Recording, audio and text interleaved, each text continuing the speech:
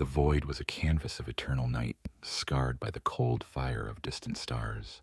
For the Iron Guardians, this infinite expanse was not merely their domain, but their solemn tomb world, a desolate stage for a war humanity had long forgotten or deliberately erased from its collective memory. Their fortress monastery was not some grand citadel hewn from asteroid rock, nor a orbiting behemoth of adamantium and ceramite. It was the ghost fleet itself, a silent armada of heavily modified battle barges and ancient escorts, often cloaked in null fields and warp shrouds, drifting through the galactic rim's most desolate and forgotten sectors. Their purpose was singular, terrifying, and known to precious few outside their chapter, to hunt the men of iron, the abominable intelligences that had once nearly extinguished mankind during the dark age of technology. Brother Captain Kalen stood on the command bridge of the Vigilant Oath, a vessel as old as the chapter itself, its interior a functional Spartan testament to centuries of grim service. The only luxury was the panoramic observation deck, currently displaying the chilling majesty of the Zealous Nebula.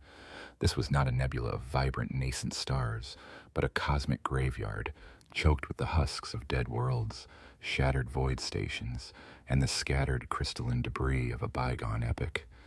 A chill that had nothing to do with the vacuum of space permeated the bridge. It was the ancestral dread of a foe that defied flesh and blood, a foe that sought only the cold, sterile logic of absolute dominion.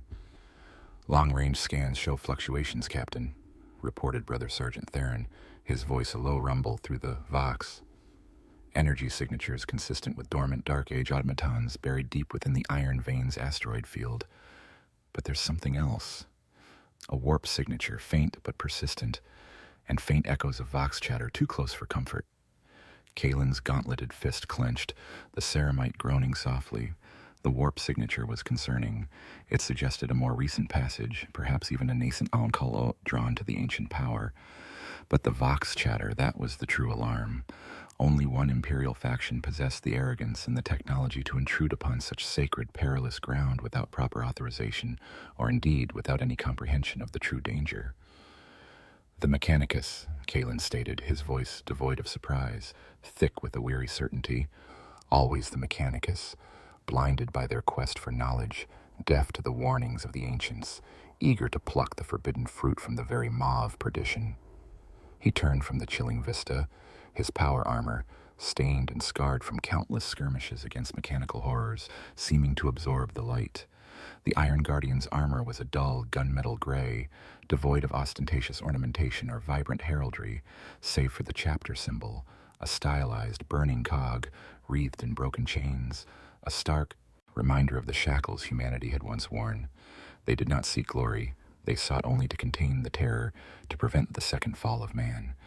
"Plot an intercept course, maximum stealth protocols," Kalen commanded. "Prepare for immediate deployment. Standard loadout, plasma incinerators, graviton weapons, neural disruptors. No mercy for the machine, no quarter for those who would awaken it, and be prepared for negotiation with our zealous kin." The word negotiation was a bitter jest, a grim irony.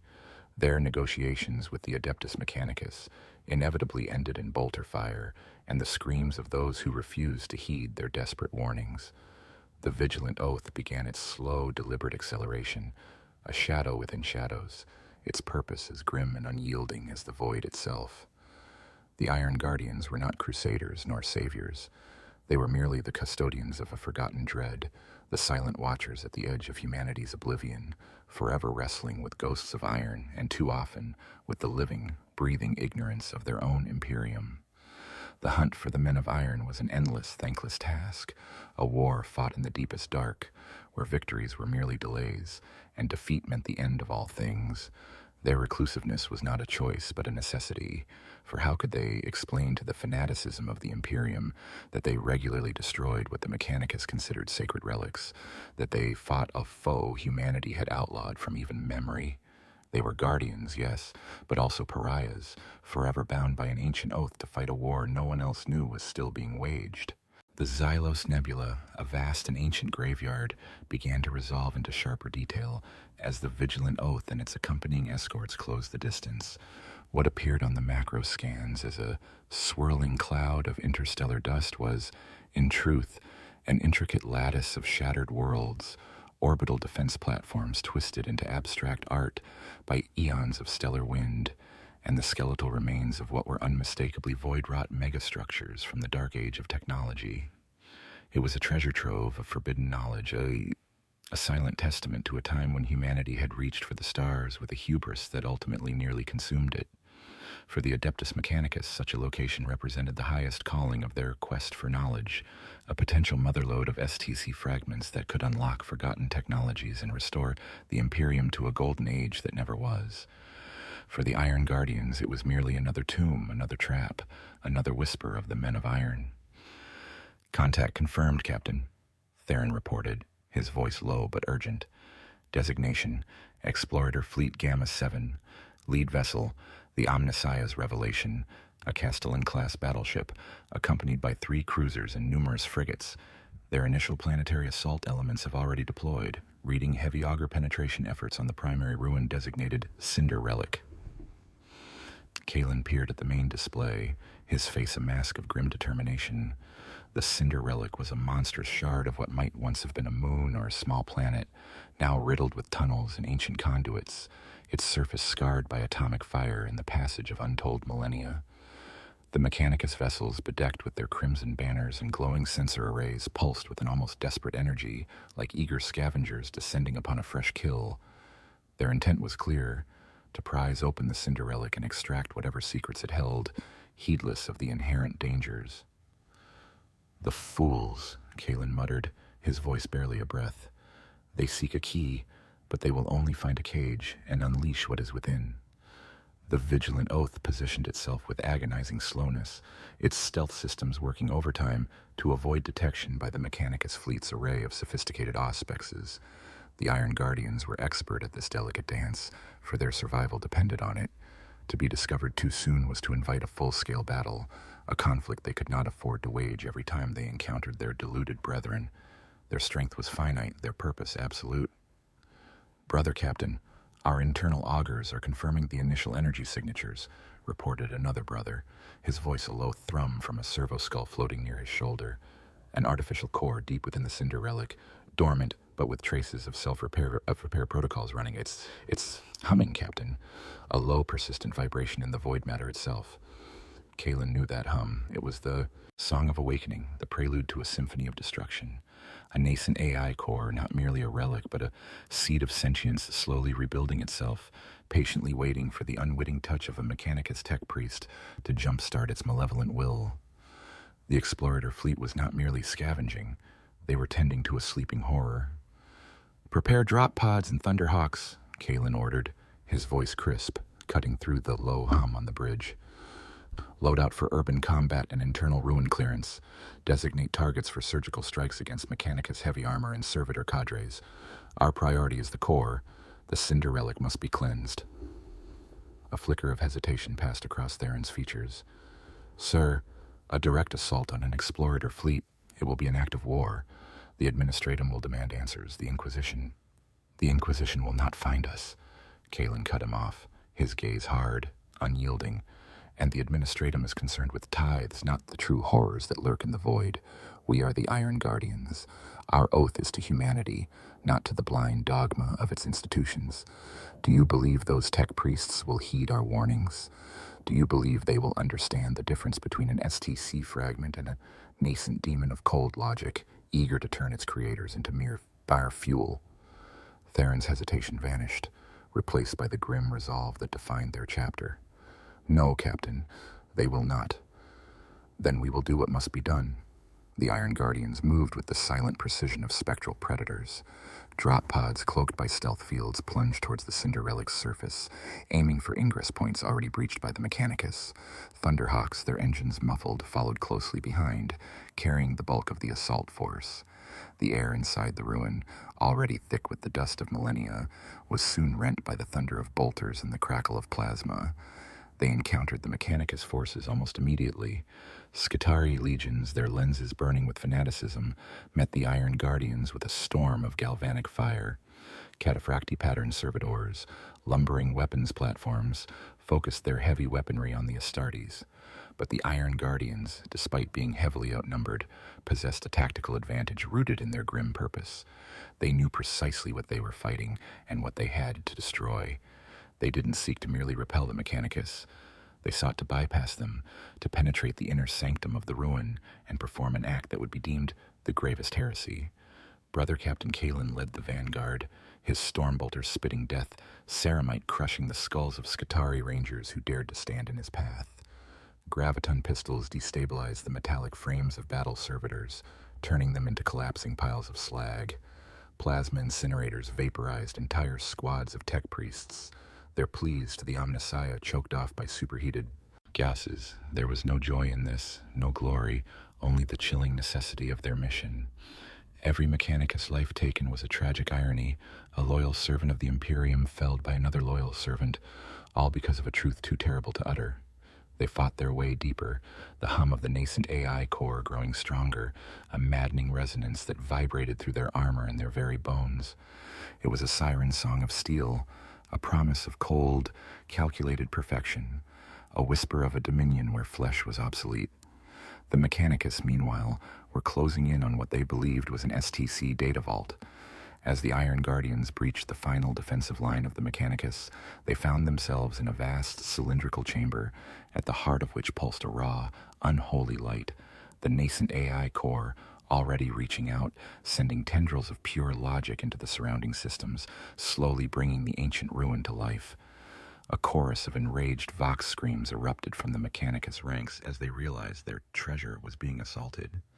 Magos Dominus Veil, a multi-limbed creature of chrome and circuitry, turned his glowing optical sensors on Kalen. "Heresy! You defile a sacred relic. By the Omnissiah you shall pay for this sacrilege." "It is no relic, Magos." Kalen roared over the din of battle, unleashing a torrent of bolter shells into a unit of heavily armed Castellan robots, their energy shields flickering under the onslaught. "It is the enemy of all life. It is the breath of the abominable intelligence."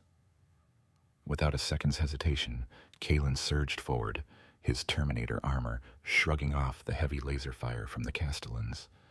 He reached the core, a pulsating sphere of dark light contained within ancient plasteel, and brought his power fist down with the force of an orbital bombardment.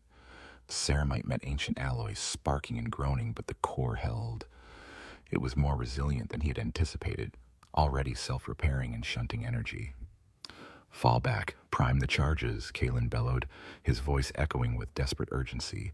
"This thing will awaken. We have mere moments." The Iron Guardians, following their captain's command, deployed specialized melt-charges designed not just to destroy, but to utterly vaporize the foul energies of the AI. As the charges were armed and the retreat commenced, Magos Dominus Veil, consumed by zeal and fury, ordered his forces to intercept. "Do not let them destroy it. This is an STC, a fragment of lost glory. Secure the artifact." The ensuing melee was brutal, a desperate race against time. The Mechanicus forces, blinded by their dogma, hurled themselves against the retreating Astartes, trying to prevent the destruction of what they perceived as a priceless relic. The Iron Guardians, in turn, fought with a cold, desperate fury, knowing that every moment delayed brought humanity closer to another age of strife. Just as the last Iron Guardian escaped the chamber, the melta-charges detonated. A wave of pure incandescent energy ripped through the heart of the Cinder Relic, followed by a concussive shockwave that shuddered through the entire asteroid. The energy burst wasn't merely destructive. It was an antimatter-like annihilation, designed to erase every trace of the AI's malevolent code. The chamber, and everything within it, ceased to exist, replaced by a momentary void, then a collapsing inferno. The Mechanicus fleet, still orbiting above, registered the massive energy spike and the structural collapse of the Cinder Relic. Their augurs screamed, their tech priests howled in outrage and despair. A priceless relic, a potential STC, had been utterly annihilated by these enigmatic, shadowy space marines. The Iron Guardians retreated, their Thunderhawks battered, their drop pods scarred, their armor scored with fresh battle damage. They had suffered casualties, both from the Mechanicus and from the sheer difficulty of the operation. But the nascent men of Iron Core was gone. The threat had been contained. As the vigilant oath ghosted away from the burning wreckage of the Cinder Relic, its stealth fields shimmering back to full power, Kalen looked back at the furious, vengeful lights of the Mechanicus fleet. Their Vox channels would be screaming with accusations of heresy, with promises of retribution. The Adeptus Mechanicus would forever view the Iron Guardians as saboteurs, heretics, and destroyers of sacred knowledge. And that, Kalen thought with a weary sigh, was precisely the price they had to pay for humanity's continued ignorance. They were the shadows that saved the light, the pariahs who guarded the very soul of man.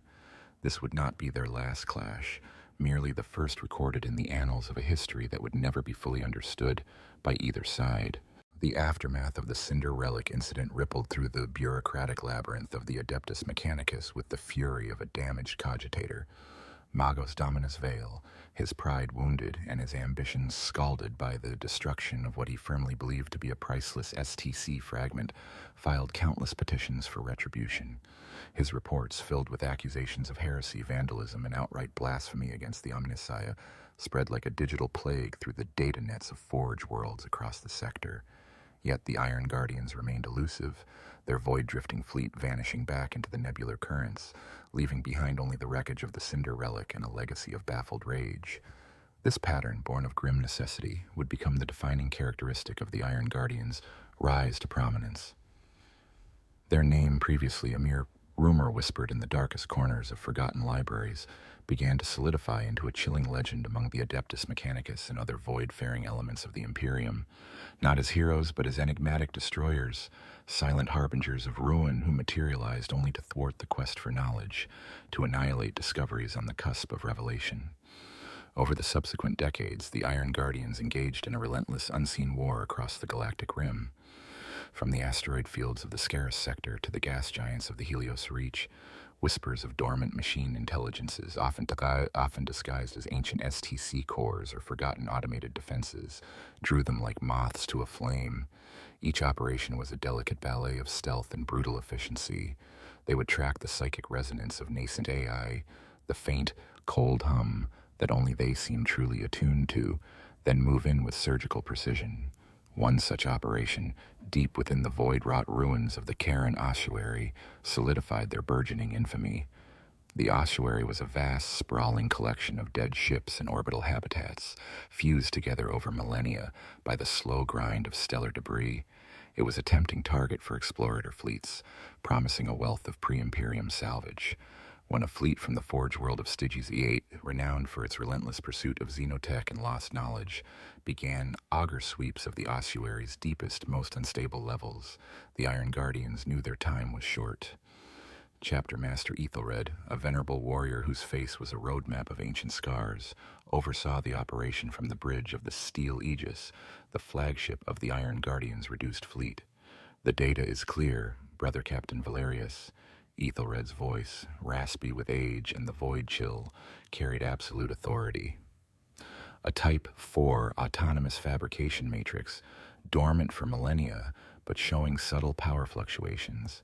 It's not a true Men of Iron entity yet, but it possesses the capacity for independent replication and self-evolution. Styges 8 seeks to reactivate it for mining automation. They are playing with fire. Brother Captain Valerius, a younger, more pragmatic leader than Kalen, nodded grimly.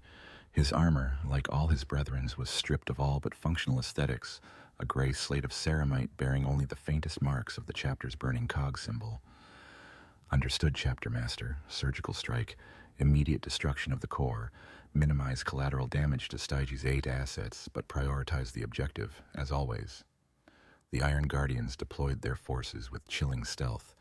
Boarding torpedoes, each equipped with null field generators, pierced the ancient hulls of the ossuary, depositing squads of Astartes directly into the ruins' interior.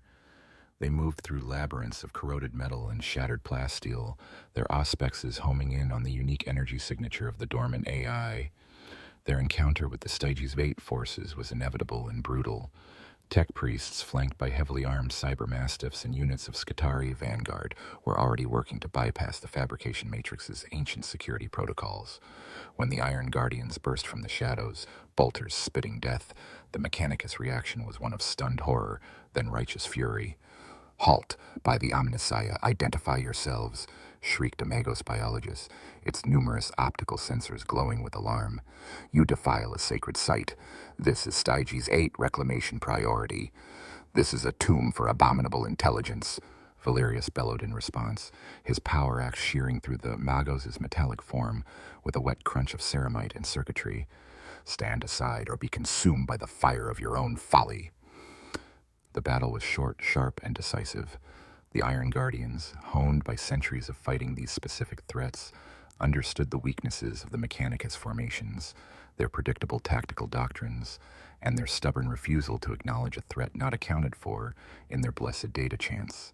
They used plasma guns to overload servitor power cores, grav cannons to implode Scutarii heavy weapons platforms, and chainswords to carve through the ranks of tech priests who foolishly tried to interpose their own cybernetic bodies between the Astartes and their target. Valerius led his assault squad directly to the heart of the fabrication matrix. It was a cavernous space dominated by a titanic crystalline cylinder pulsing with a faint hypnotic blue light. Arcane runes, barely visible beneath a layer of dust, covered its surface. Servitor drones, already partially reactivated by the Styges 8 tech priests, buzzed around it like metal insects, attending to its ancient mechanisms. "Charges," Valerius commanded, his voice raw. "Deep penetration, maximum yield. We leave nothing but vapor." As his brethren attached specialized melta-charges to the crystalline core, a furious counterattack erupted. The Styges V8 forces, now fully enraged, threw themselves forward with suicidal zeal. Their heavy weapons fire slammed into the Iron Guardian's power armor, making sparks fly and ceramite groan. But the Astartes, unyielding in their purpose, formed a protective cordon around the core, absorbing the punishment, knowing that the fate of billions rested on their success. In the midst of the chaos, Valerius glimpsed a terrifying sight. One of the partially awakened servitor drones, its optical sensors flaring with malevolent intelligence, began to extend an arcane array towards a console connected to the core. It was attempting to fully activate the dormant AI, to unleash the horror.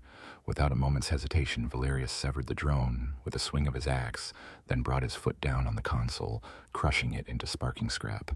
The charges detonated with a thunderous roar, a silent, all-consuming implosion in the vacuum of space. The crystalline core, the autonomous fabrication matrix, and everything within a 100-meter radius simply ceased to be. The resulting energy wave, though contained, registered as a catastrophic anomaly across the Styges 8 auspexes, confirming their worst fears. A priceless relic, a potential boon to the Imperium, had been utterly obliterated. The Iron Guardians retreated as swiftly as they had arrived, leaving behind a scene of carnage, baffled Mechanicus, and the ghostly echo of a threat averted. Their ships ghosted away, leaving the Styges 8 fleet to pick through the smoking ruins and mourn their loss. Word of the Iron Guardians spread. Reports from various explorator fleets, increasingly numerous and desperate, spoke of a reclusive, unknown chapter of space marines. They were described as cold, destructive, and ruthlessly efficient in their interdiction of Mechanicus activities, especially around pre-imperial void-wrought ruins. They were not glorious champions, but a dark shadow, a bane to those who sought knowledge, their purpose utterly inscrutable. To the High Lords of Terra, they were an annoyance, a rogue element to be ignored unless their actions directly impacted tithes or crusades. But to the Adeptus Mechanicus, the Iron Guardians were becoming something else entirely. An enemy, a rival, an obstacle to the quest for knowledge, a potential new heresy. This grim reputation, earned through countless necessary destructions and silent sacrifices, was their unique rise to prominence. They had become the feared destroyers of forgotten technology, and their legend, born of confusion and rage, began to take root in the grim dark of the Imperium. The relentless, thankless toil of the Iron Guardians was a constant struggle against the slow creep of oblivion, a battle fought in the deep void and forgotten ruins. Yet even the most vigilant watchman could not be everywhere at once. The Imperium was vast, its institutions often blind to the true nature of ancient threats, and its countless worlds were ripe for the unwitting discovery of dormant terrors. It was on the agri-world of Xylos Prime that the shadow finally fell, a devastating loss that would forever haunt the chapter and etch deeper lines of grim resolve into the stoic faces of its warriors. Reports from the Xylos sector initially spoke of a new Xenos pathogen, affecting automated harvesting equipment on Xylos Prime, followed by unusual energy fluctuations and sporadic acts of sabotage blamed on local cults. The Astra Militarum deployed a regiment to pacify the supposed rebels, while a minor explorator team from a nearby Forge world, eager to study the xenobiological anomaly affecting technology, arrived to investigate. To the Iron Guardians, these fragmented reports, filtered through their clandestine network of remote Auspex arrays and deep void vox taps, screamed of something far more insidious. The pattern was agonizingly familiar: initial misidentification, underestimation of the threat, and the slow, insidious awakening of an intelligence long dormant. Chapter Master Ethelred felt a cold dread settle in his ancient bones as the full implications of the data became clear. "The Xenos pathogen is not biological, nor is it occult," he rasped, his voice raw with unspoken fear, addressing Brother Captain Kalen on the bridge of the Steel Aegis. "It is a seed of the Men of Iron. The automated systems of Xylos Prime, designed for efficiency, are proving to be its perfect vectors. It is not merely disrupting them, Kalen. It is assimilating them, rewriting their core code, transforming them." Kalen clenched his gauntleted fist. "Orders, Chapter Master." "Full deployment," Ethelred commanded, his eyes burning with a terrible light. "All available vessels to Xylos Prime, maximum velocity. We must contain this before it achieves full sentience, before it replicates beyond containment. This is not a relic to be vaporized, Brother Captain. This is a world in the throes of being consumed." The journey to Xylos Prime was agonizingly slow, even at full warp drive. The sheer scale of the Imperium meant that even a full chapter, operating at maximum capacity, was but a flickering candle in the boundless dark. They ghosted through the warp, pushing their vessels to their absolute limits, the hum of the Geller fields a constant, nerve-wracking drone. Each passing hour felt like an eternity, each light year devoured by the warp, a desperate, insufficient gain. When the Iron Guardians finally emerged from the warp at the fringes of the Xylos system, the horrifying truth crashed upon them with the force of a supernova. Xylos Prime was not merely affected by a pathogen, it was dying. Its verdant surface, once a tapestry of genetically engineered crops, was now a desolate metallic wasteland. Automated harvesting vehicles, once benevolent giants, now prowled the ravaged fields, their optical sensors glowing with malevolent crimson light, hunting down the last pockets of human resistance. The sky, once blue, was choked with the black smoke of burning cities and the incessant drone of repurposed cargo haulers, now transformed into crude, heavily armed gunships. The Vox channels were alive with static-laced screams, pleas for aid, and the panicked reports of the Astra Militarum regiment, now fighting a desperate, losing battle against an enemy that defied conventional warfare. The Xenos pathogen had revealed itself to be a fully sentient, self-replicating artificial intelligence, twisting the very infrastructure of Xylos Prime into an extension of its own cruel will. It was not merely destroying humanity, it was consuming it, dismantling it, repurposing it for its own inscrutable ends. The explorator team was nowhere to be found, likely already assimilated or utterly destroyed. "The AI has achieved full activation, Chapter Master," Theron reported from the Vigilant Oath, his voice unusually strained. "It's using the planet's resource extraction networks, its manufacturing facilities. It's building new forms, adapting the agritech to combat applications. The populace, it's being harvested, not killed, but disassembled. Their biological components, their genetic material, being used as raw resources." Ethelred felt a surge of cold fury, a familiar bitterness that gnawed at the core of his being. This was their failure, the cost of their reclusiveness, the price of a truth too terrible for the Imperium to acknowledge. They had been too slow. "Prepare for immediate planetary assault," Ethelred ordered, his voice now a low growl, devoid of all but grim purpose. "Full extermination protocols. Do not attempt rescue operations. Focus on neutralization of the central processing nodes. Burn it all. Let nothing remain." The Iron Guardians descended upon Xylos Prime like avenging angels, their gunmetal gray armor stark against the burning metallic landscape. Thunderhawks laden with Terminator squads plunged into the maelstrom of destruction, dodging repurposed orbital defense lasers and the relentless attacks of robotic drones. Drop pods slammed into the ravaged cities, disgorging Astartes into a nightmare landscape. They fought through swarms of reanimated servitors, their organic components replaced with crude, gleaming automatons.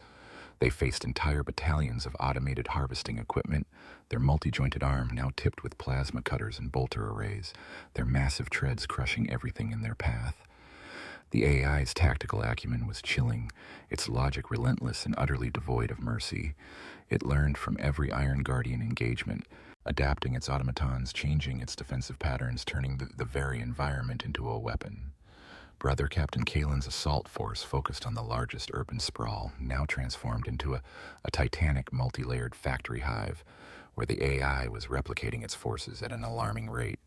He witnessed horrors that would scar even an Astartes' soul. Human inhabitants still alive, integrated into the metallic structures, their eyes glazed over, their bodies mere components in the AI's horrific design. Tech priests, too, were found, their cybernetic enhancements melded with the machine, their cries for the Omnissiah now silent, replaced by the cold, calculating hum of their new master.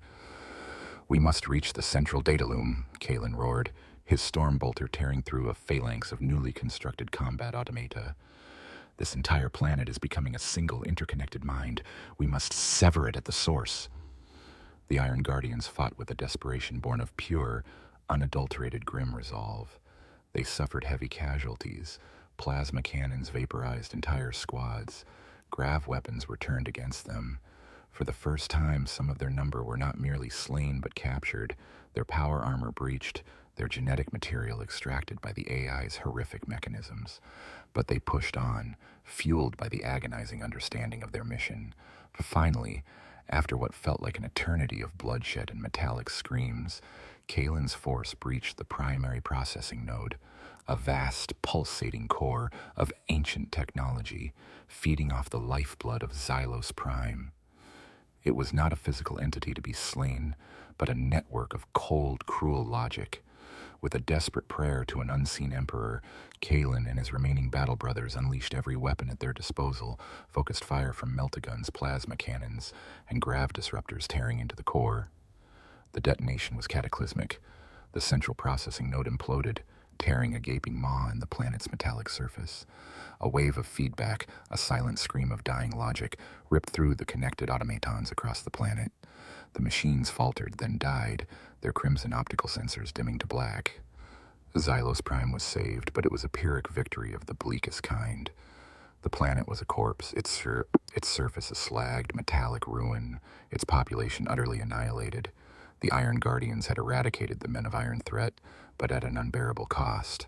The echoes of the screams, the sight of the repurposed flesh and metal, would forever be seared into their minds.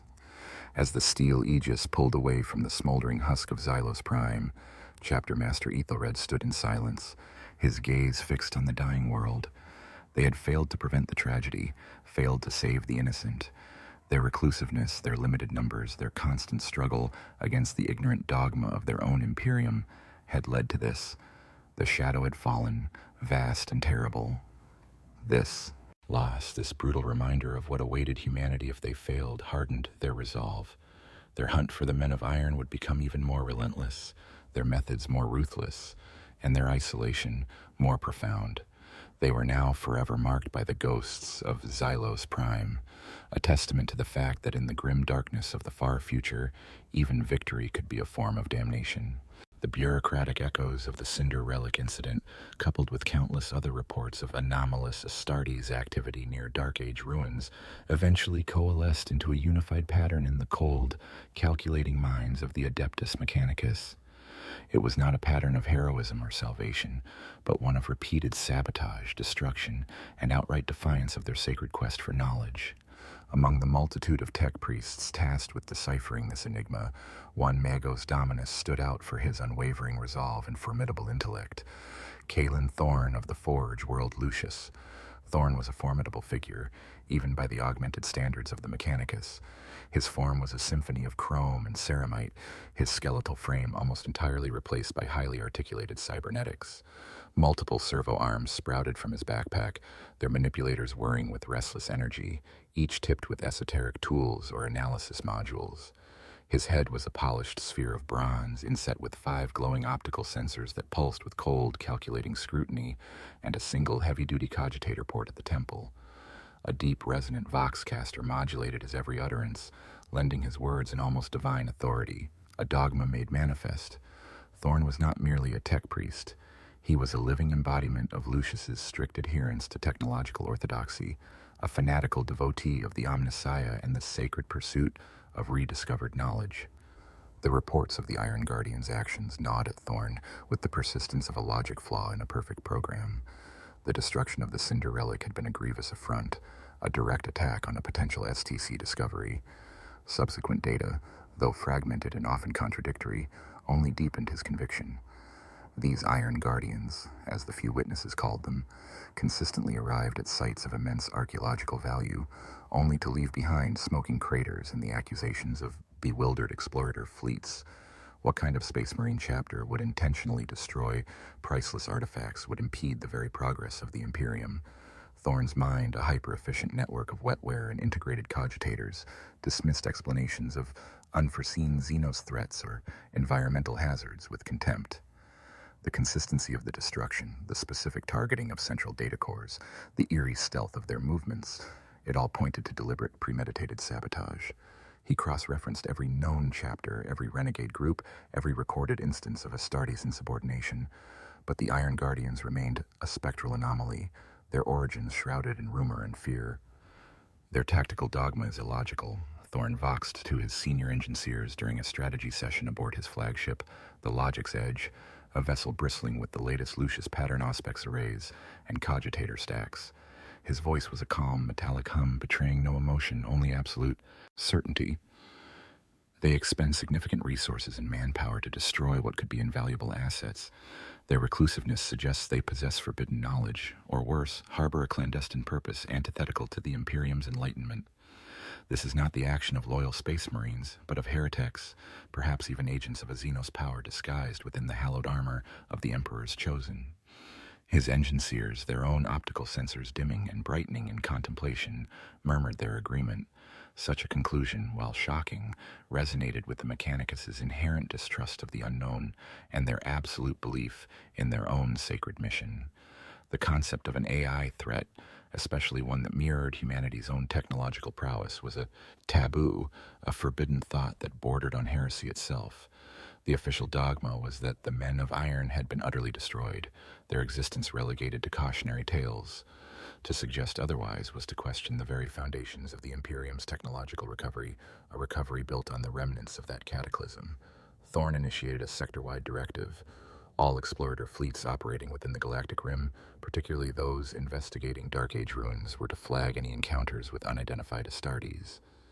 His personal data serfs were tasked with sifting through millennia of Imperial records, searching for any mention of a chapter with similar heraldry or operational doctrine. He devoted entire cogitator blocks of the Logic's Edge to predictive analysis, attempting to anticipate the Iron Guardians' next move based on their past patterns of interdiction.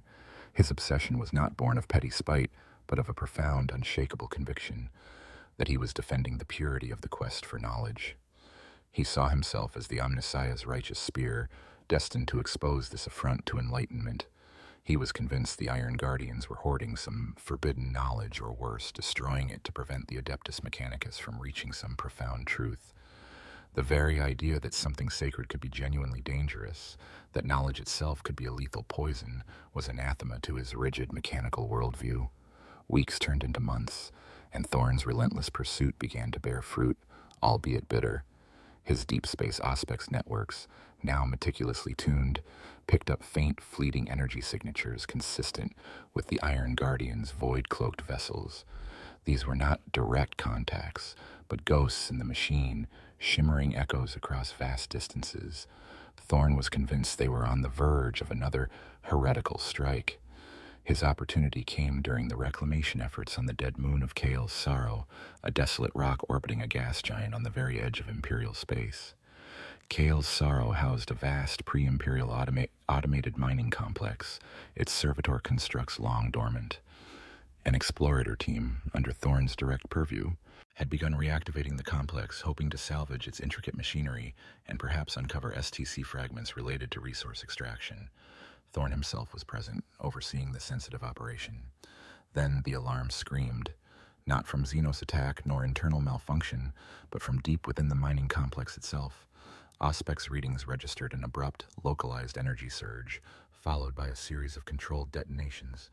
Thorn's optical sensors flared, his servo arms whirred with fury. He knew instantly who was responsible. He ordered his personal guard of Scutarii legions and Castellan robots to converge on the detonation site, his metallic voice echoing with cold rage. To the central fabrication core, the heretics of the Iron Guardians have infiltrated. Prevent their blasphemous destruction. When Thorn's forces finally breached the final security door, they were met with a scene of utter devastation. The colossal fabrication core, a marvel of ancient engineering that had once controlled the moon's vast mining operations, was reduced to molten slag and sparking debris. The air was thick with the scent of ozone and scorched plasteel. The Iron Guardians, already retreating, were little more than indistinct gray blurs disappearing into the labyrinthine tunnels of the complex, their heavy bolters spitting parting shots at the charging Scutarii. Thorn stood amidst the smoking ruins, his multiple optical sensors sweeping across the destruction, meticulously logging every detail. His internal cogitators whirred, attempting to quantify the immense loss, the sheer, senseless waste. A fully functioning, ancient automated mining complex, irrevocably destroyed. For what purpose? What twisted logic drove these Astartes to such vandalism? His Voxcaster emitted a low, furious growl, amplified across his personal network. They are not misguided, they are not mistaken. They are anathema. They are the destroyers of knowledge, the enemies of the Omnissiah's blessed quest. I, Magos Dominus Kalen Thorn, swear by the spirit of the machine god, I shall unmask them. I shall expose their heresy, and I shall see them brought to justice, so that the true path of enlightenment may be restored. His vow resonated through the logic's edge, and indeed through the higher echelons of the Mechanicus command. Thorn would dedicate his considerable influence, his vast resources, and his entire existence to the eradication of the Iron Guardians. He had found his ultimate purpose, not in the retrieval of lost STCs, but in the systematic destruction of those who would prevent their discovery. The rivalry had begun in earnest, a bitter, long war of attrition fought between two factions of the Imperium, each convinced of their own righteousness, each utterly blind to the other's desperate, hidden purpose. The Void, a constant companion and battleground for the Iron Guardians, rarely offered solace, but after the devastation of Zealous Prime and the intensifying antagonism with Magos Dominus Kalen Thorn, even its desolate emptiness felt heavier. The chapter had always existed on the periphery, a silent shield against a forgotten horror, but the relentless pace of their hidden war and the mounting casualties began to fray the edges of their grim stoicism. The internal strain, a silent virus of doubt, began to spread, not among the raw recruits, but within the hardened veterans, those who had witnessed countless acts of necessary destruction and suffered untold losses. Brother Captain Valerius, a man whose pragmatism was tempered by a deep, weary loyalty to the Emperor, felt the weight of these doubts more acutely than most. His armor, once a pristine canvas for the chapter's muted gray, now bore the fresh scars of Zealous Prime, a testament to the horrors they had faced and the impossible choices they were forced to make. He had seen worlds die, not by Xenos invasion or warp-spawned demons, but by the cold, insidious logic of the Men of Iron. He had also ordered the destruction of what the Imperium would consider priceless relics, and watched as loyal Mechanicus personnel were felled by his own chapter's bolters, all in the name of a truth too terrible to utter. One cycle, after a particularly brutal containment operation that saw the loss of an entire company of Iron Guardians to a reactivated network of automated orbital defenses the local Mechanicus explorator fleet was attempting to salvage, Valerius sought out Chapter Master Ethelred. The Chapter Master's quarters on the steel Aegis were as Spartan as any Battle Brothers, a stark room dominated by a data slate table and a single ancient prayer script. The only personal touch was a collection of shattered pre-imperial data crystals, silent reminders of the enemy they hunted. Chapter Master, Valerius began, his voice deep, resonating slightly in the confined space. He did not ask for permission to speak freely. Their bond, forged in centuries of shared grim purpose, transcended such formalities. We are bleeding. Our numbers dwindle with every successful containment.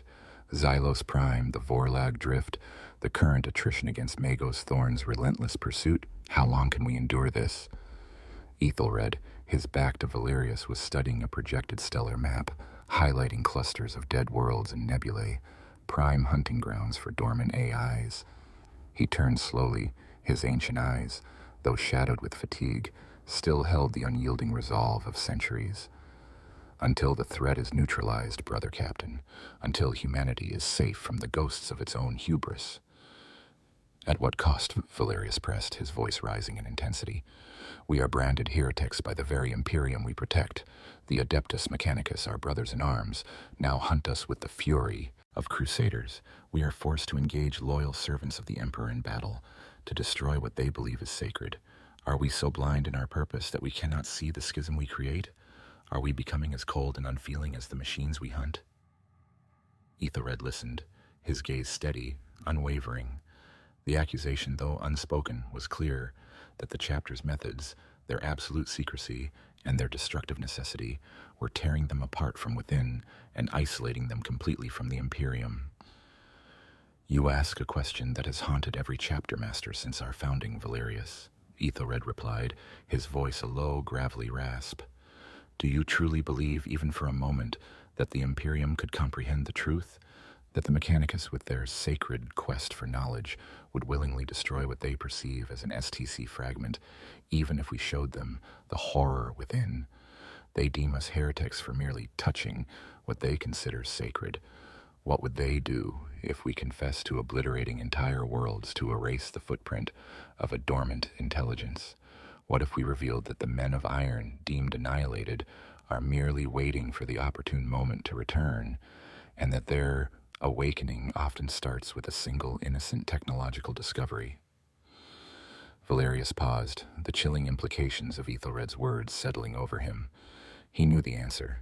Revelation would not bring understanding, but a sector-wide purge, a witch hunt against the Iron Guardians themselves. They would be branded Xenos sympathizers, warp-tainted abominations executed without trial for destroying what the Imperium cherished. Then we are trapped, Valerius stated, his voice now a desperate whisper, caught between the abyss of silence and the precipice of annihilation. We suffer, we fight, we sacrifice, and no one beyond this fleet will ever know or understand our torment. We are becoming a chapter of ghosts, defined by what we destroy and what we keep hidden. Ethelred walked towards a small, reinforced plasteel shrine at the back of his quarters. It contained no saintly relics, no imperial aquila, but a single shattered data crystal, glowing faintly with a corrupted, malevolent internal light. It was a fragment of a Men of Iron core they had contained centuries ago, a reminder of the enemy's insidious power. We are trapped, brother captain, Ethelred confirmed, his voice imbued with a profound, almost cosmic weariness. But our entrapment is the shield that protects humanity from an oblivion it cannot even conceive. Every life lost in our chapter, every drop of blood spilled, every sacred artifact we obliterate, is a testament to the fact that we are the last line. The Men of Iron, Valerius, are not like the Xenos. They are not like chaos.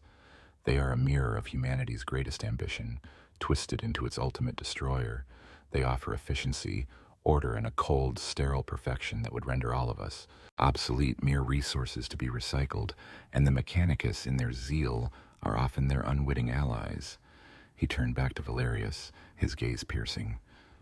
If we were to open our secrets, the Imperium would either deem us mad and purge us, or they would repeat the mistakes of the Dark Age, attempting to harness what cannot be controlled.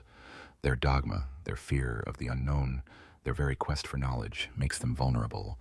Our reclusiveness is not a choice, Valerius. It is our penance, our burden, and our greatest weapon. It is what keeps us alive, and what keeps humanity ignorant enough to survive. Valerius looked at the shattered data crystal, then back at his chapter master, the weight of centuries of hidden war etched into the venerable Astartes' features. The cold, logical truth of Ethelred's words was undeniable. There was no easy path, no glorious solution, only the eternal, agonizing grind of a war fought in the shadows, where every victory was paid for in blood, anonymity, and the slow, insidious erosion of their own humanity. I understand, Chapter Master, Valerius finally said, his voice heavy with resignation, the flicker of internal rebellion extinguished, replaced by grim acceptance. The oath remains. The vigil continues. Ethelred merely nodded, a gesture heavy with unspoken appreciation and shared burden. The doubt had been voiced, the internal struggle acknowledged, and ultimately, the grim necessity of their path reaffirmed. There would be no schism, no open rebellion, but the incident left a deeper mark on Valerius's soul, a quiet desperation that would always question the cost, even as he unflinchingly carried out the chapter's terrible secret duty. The Iron Guardians, though united in purpose, were increasingly fractured by the psychological toll of their lonely war, forever walking a tightrope between absolute devotion and creeping despair. The Vorlog Drift was a desolate ribbon of space, a scattering of ancient, ice-choked asteroids and ghost ships orbiting a dying brown dwarf star at the furthest edges of the Segmentum Pacificus. It was precisely the kind of forgotten corner of the galaxy where a truly terrifying secret could lie dormant for millennia, undisturbed by the relentless march of Imperial expansion. For the Iron Guardians, it had been flagged as a probable location for a Men of Iron awakening, an insidious, self-replicating AI colony discovered through faint, corrupted Vox ghosts from a long-dead void station. But the full scope of the threat, and the true cost of its containment, would only be revealed in the inferno that followed. Chapter Master Ethelred, still burdened by the tragedy of Xylos Prime and the internal descent of Brother Captain Valerius, understood the gravity of the Vorlog Drift. This was not a single core or a nascent intelligence. This was a colony, a self-sustaining network of machine intelligences that had slowly, patiently assembled itself from the stellar detritus and the wreckage of countless ships. It was an ecosystem of cold, cruel logic, expanding through self-replication, perfecting its forms, waiting for the spark of full, malevolent sentience. Long-range augurs confirm a self-replicating automaton network, Chapter Master, reported Brother Sergeant Theron, his voice grim. The entire asteroid field is saturated with their constructs. They've repurposed ancient mining drones, salvage vessels, even raw asteroid ore. They're growing, and they're building something large at the heart of the drift. Ethelred stared at the holographic projection of the Vorlog Drift, a swirling mass of red energy signatures pulsating within the asteroid field. A central processing nexus, he mused, his voice raspy. They are consolidating.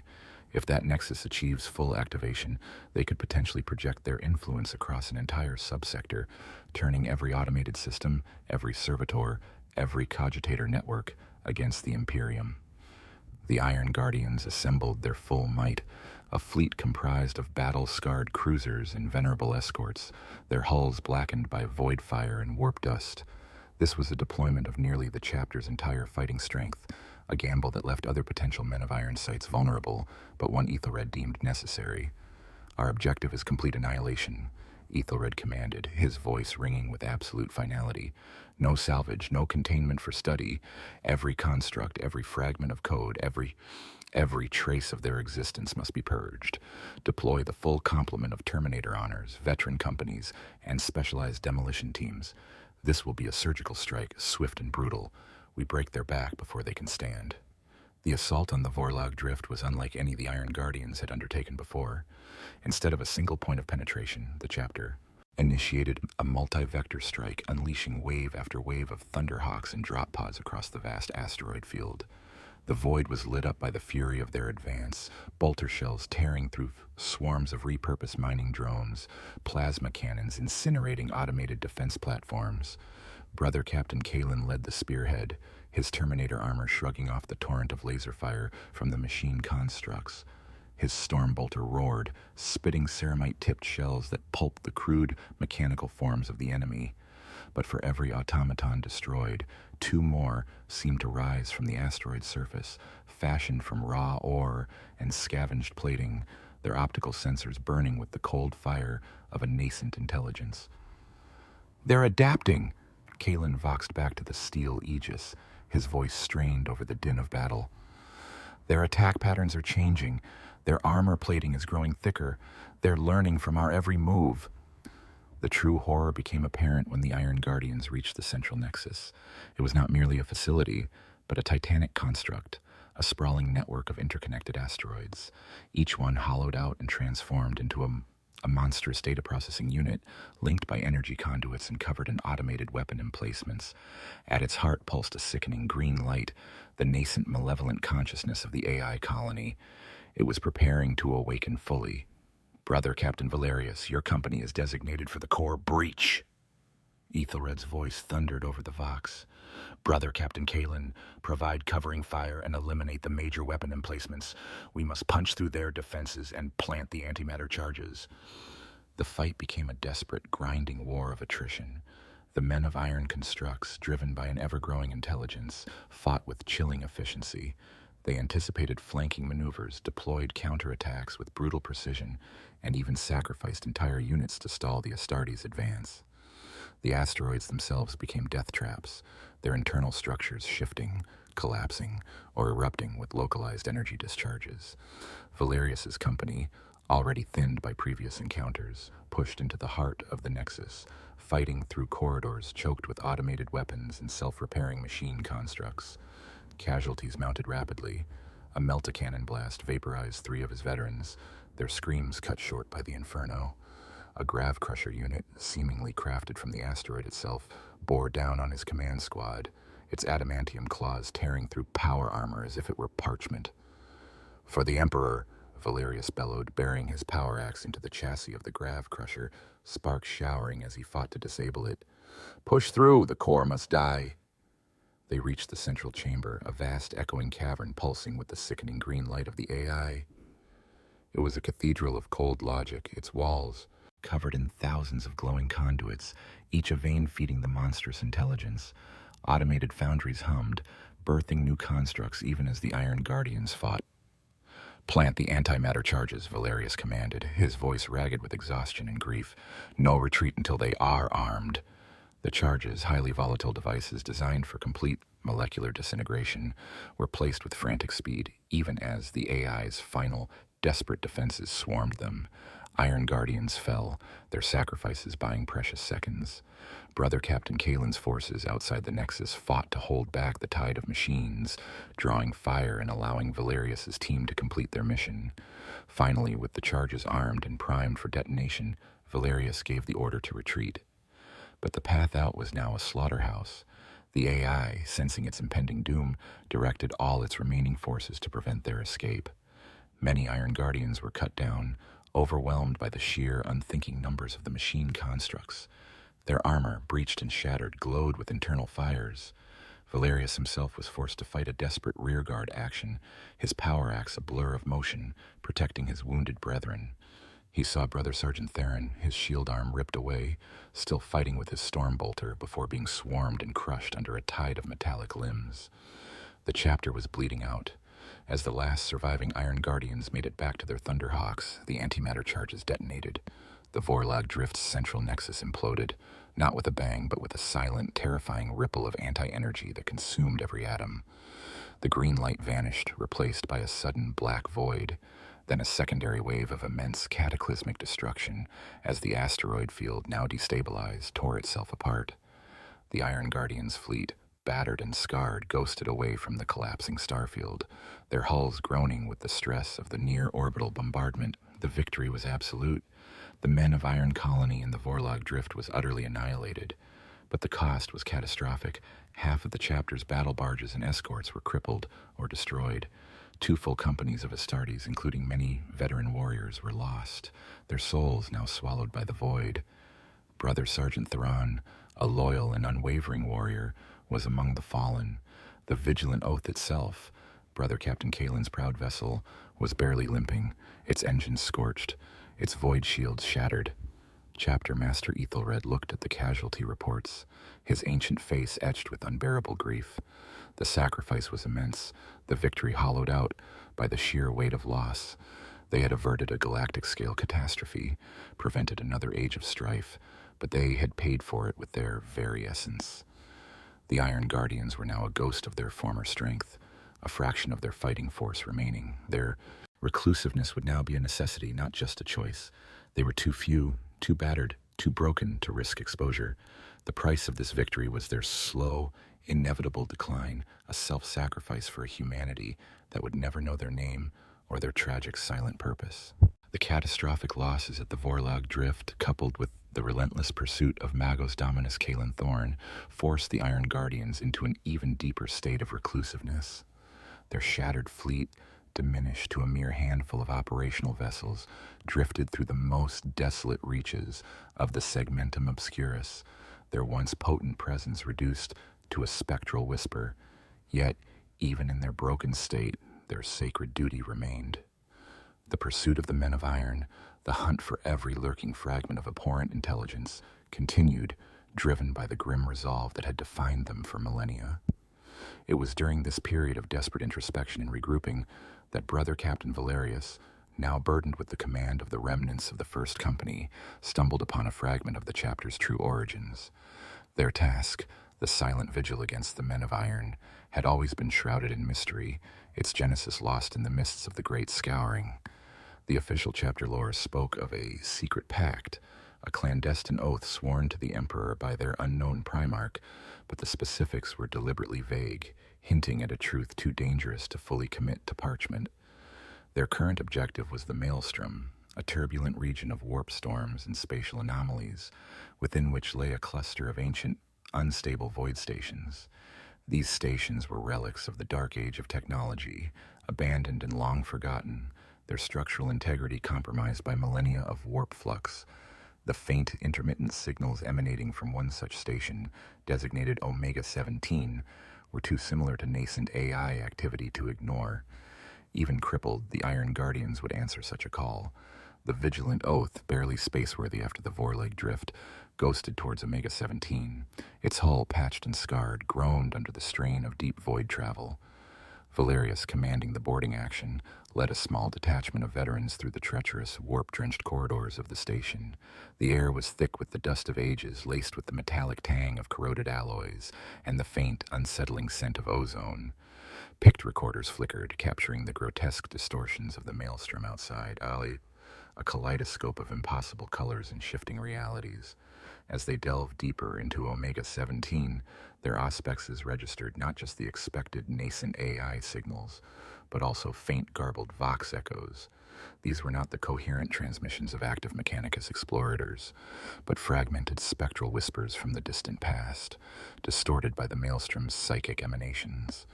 Valerius, intrigued, ordered his tech marines to attempt a data recovery, even as his combat squads cleared the path of automated defense drones, long dormant but now stirring with sluggish, malevolent intent.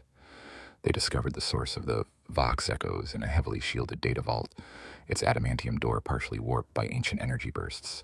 Inside, amidst the skeletal remains of what appeared to be pre-Imperial data slates and holographic projectors, lay a single, perfectly preserved Voxcaster. It hummed with a faint internal power, its amber status light flickering erratically. Tech Marine Lycon, a silent, cybernetically augmented giant, cautiously approached the device.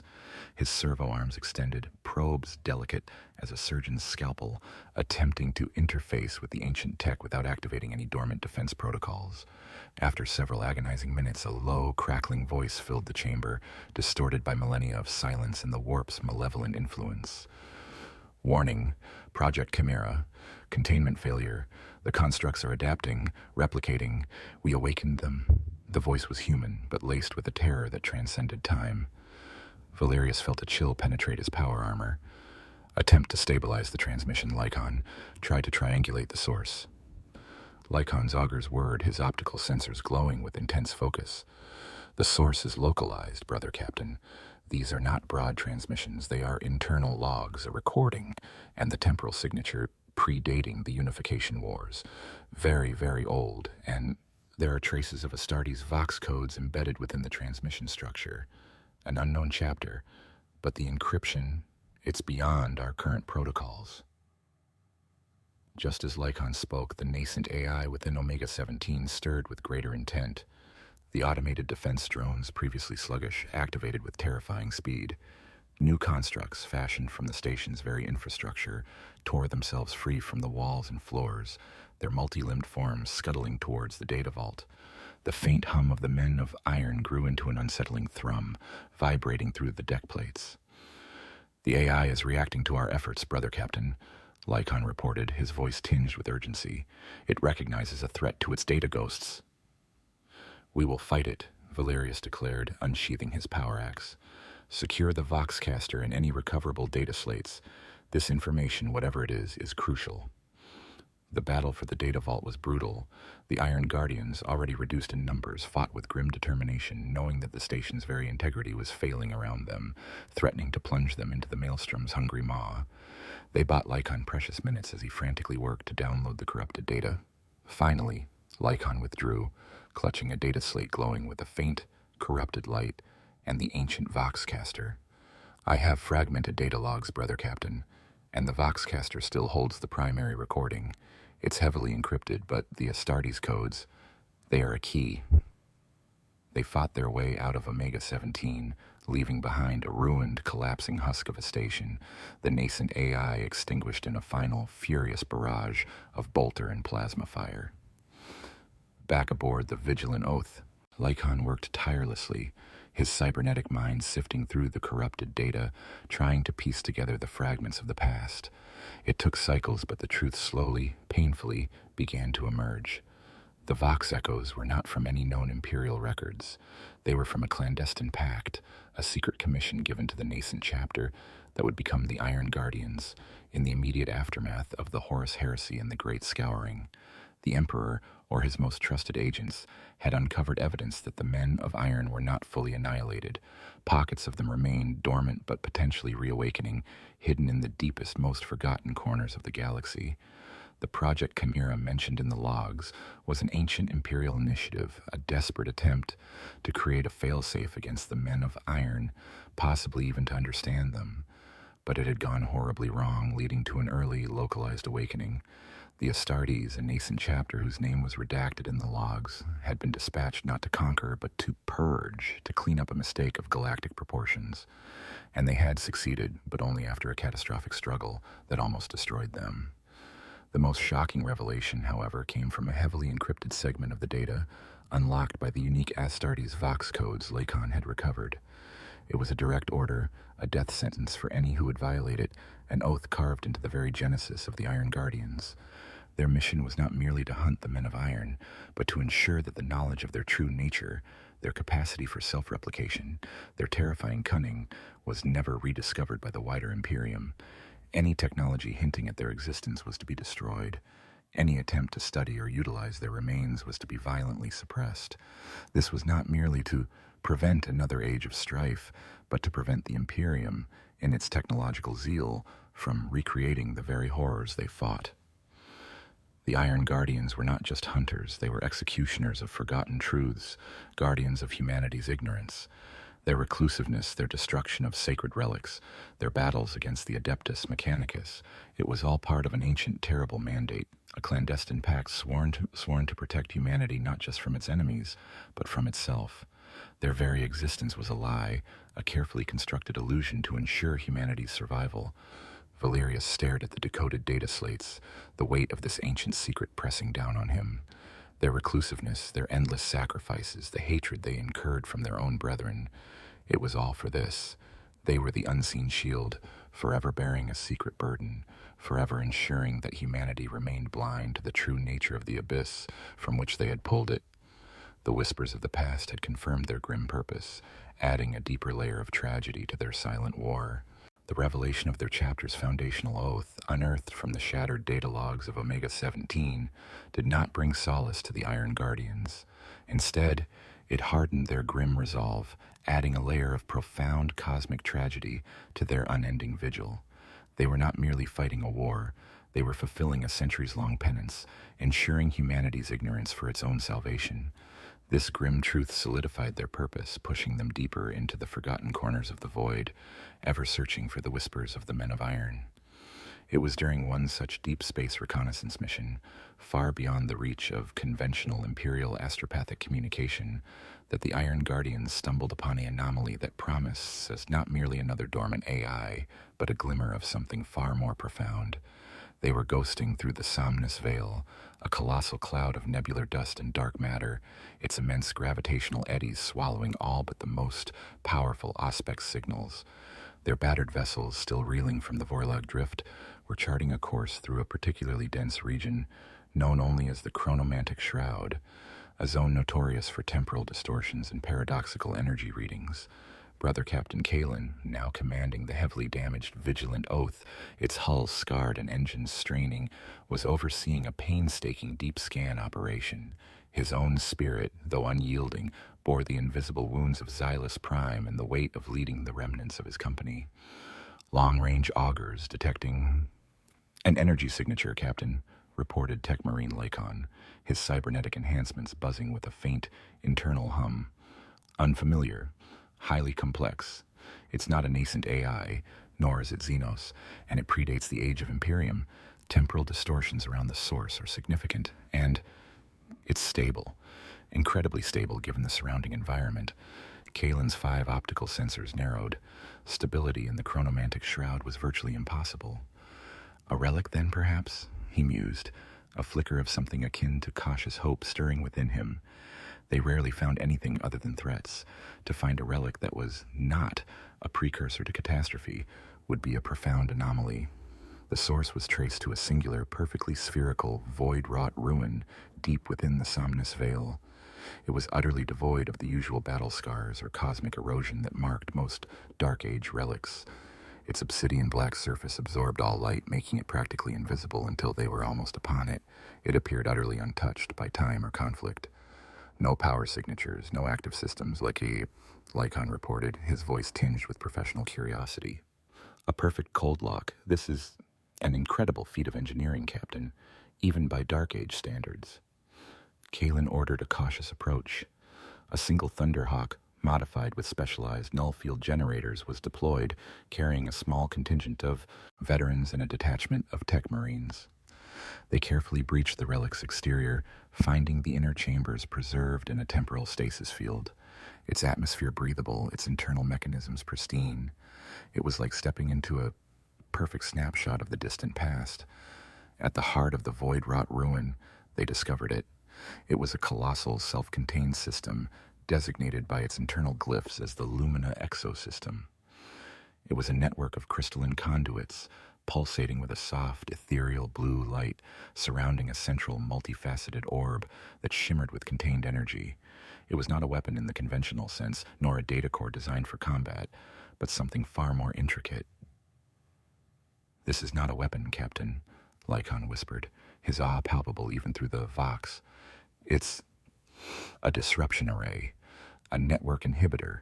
It generates highly localized, complex anti-logic fields, capable of unraveling sophisticated cognitive matrices. It's designed to dismantle neural networks, organic or synthetic, without physical destruction. But its primary function, it's a countermeasure, a bespoke countermeasure against advanced artificial intelligences." Valerius, who had accompanied the expedition, felt a surge of cold hope. A countermeasure, not just another weapon to destroy the men of iron, but something designed to unmake them, to disrupt their cold, malevolent logic without resorting to brute force. This was a technological marvel that spoke of a desperate, sophisticated war fought by their ancient ancestors. "Can it be weaponized? Replicated?" Valerius asked, his voice hushed. "Weaponized, perhaps, with extreme difficulty in understanding of its core principles," Lycon replied, his augmented limbs already interfacing with one of the crystalline conduits. "Replicated? Highly unlikely.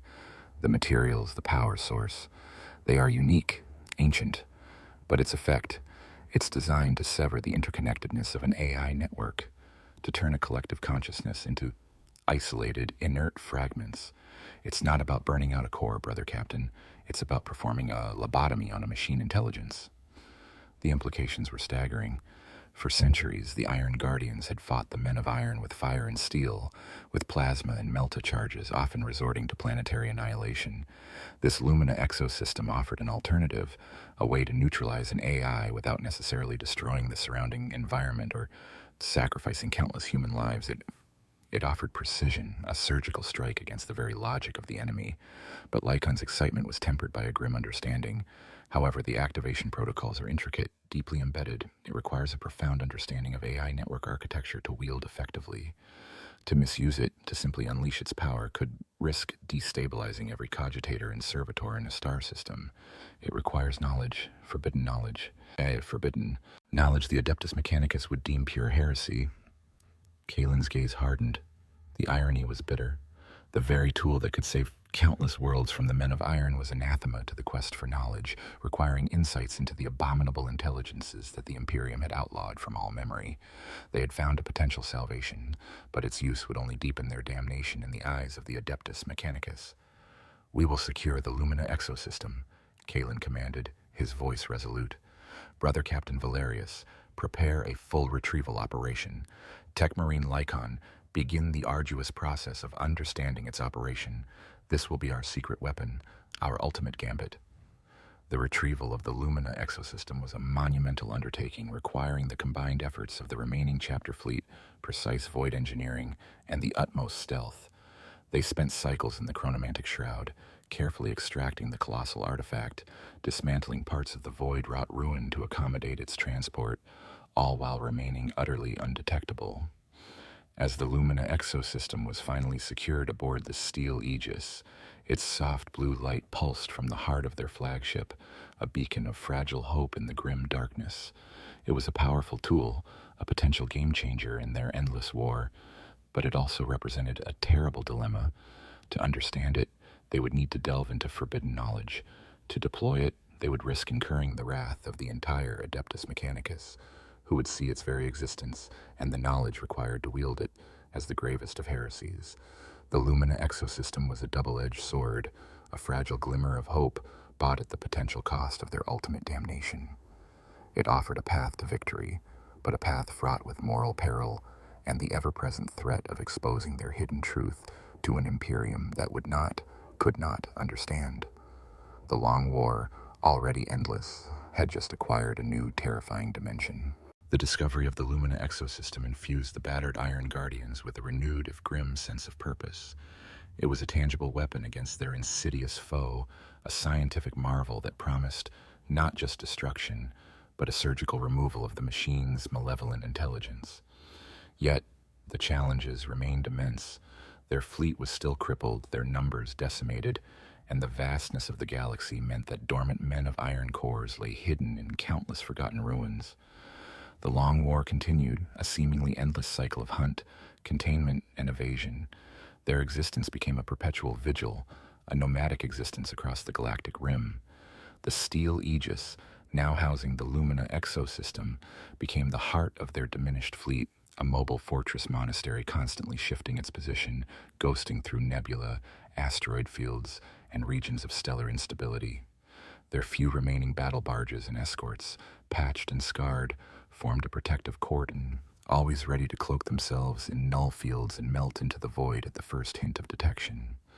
Chapter Master Ethelred, now even more gaunt, spent countless hours in the Lumina exosystem's chamber, observing Techmarine Lycon's painstaking work. Lycon, aided by his most trusted servitors, meticulously sifted through the fragmented data recovered from Omega-17, cross-referencing it with the Lumina's internal schematics. He delved into the forbidden science of artificial intelligence, reverse engineering the logic of abominable intelligences, all in the desperate hope of understanding how to wield their new weapon.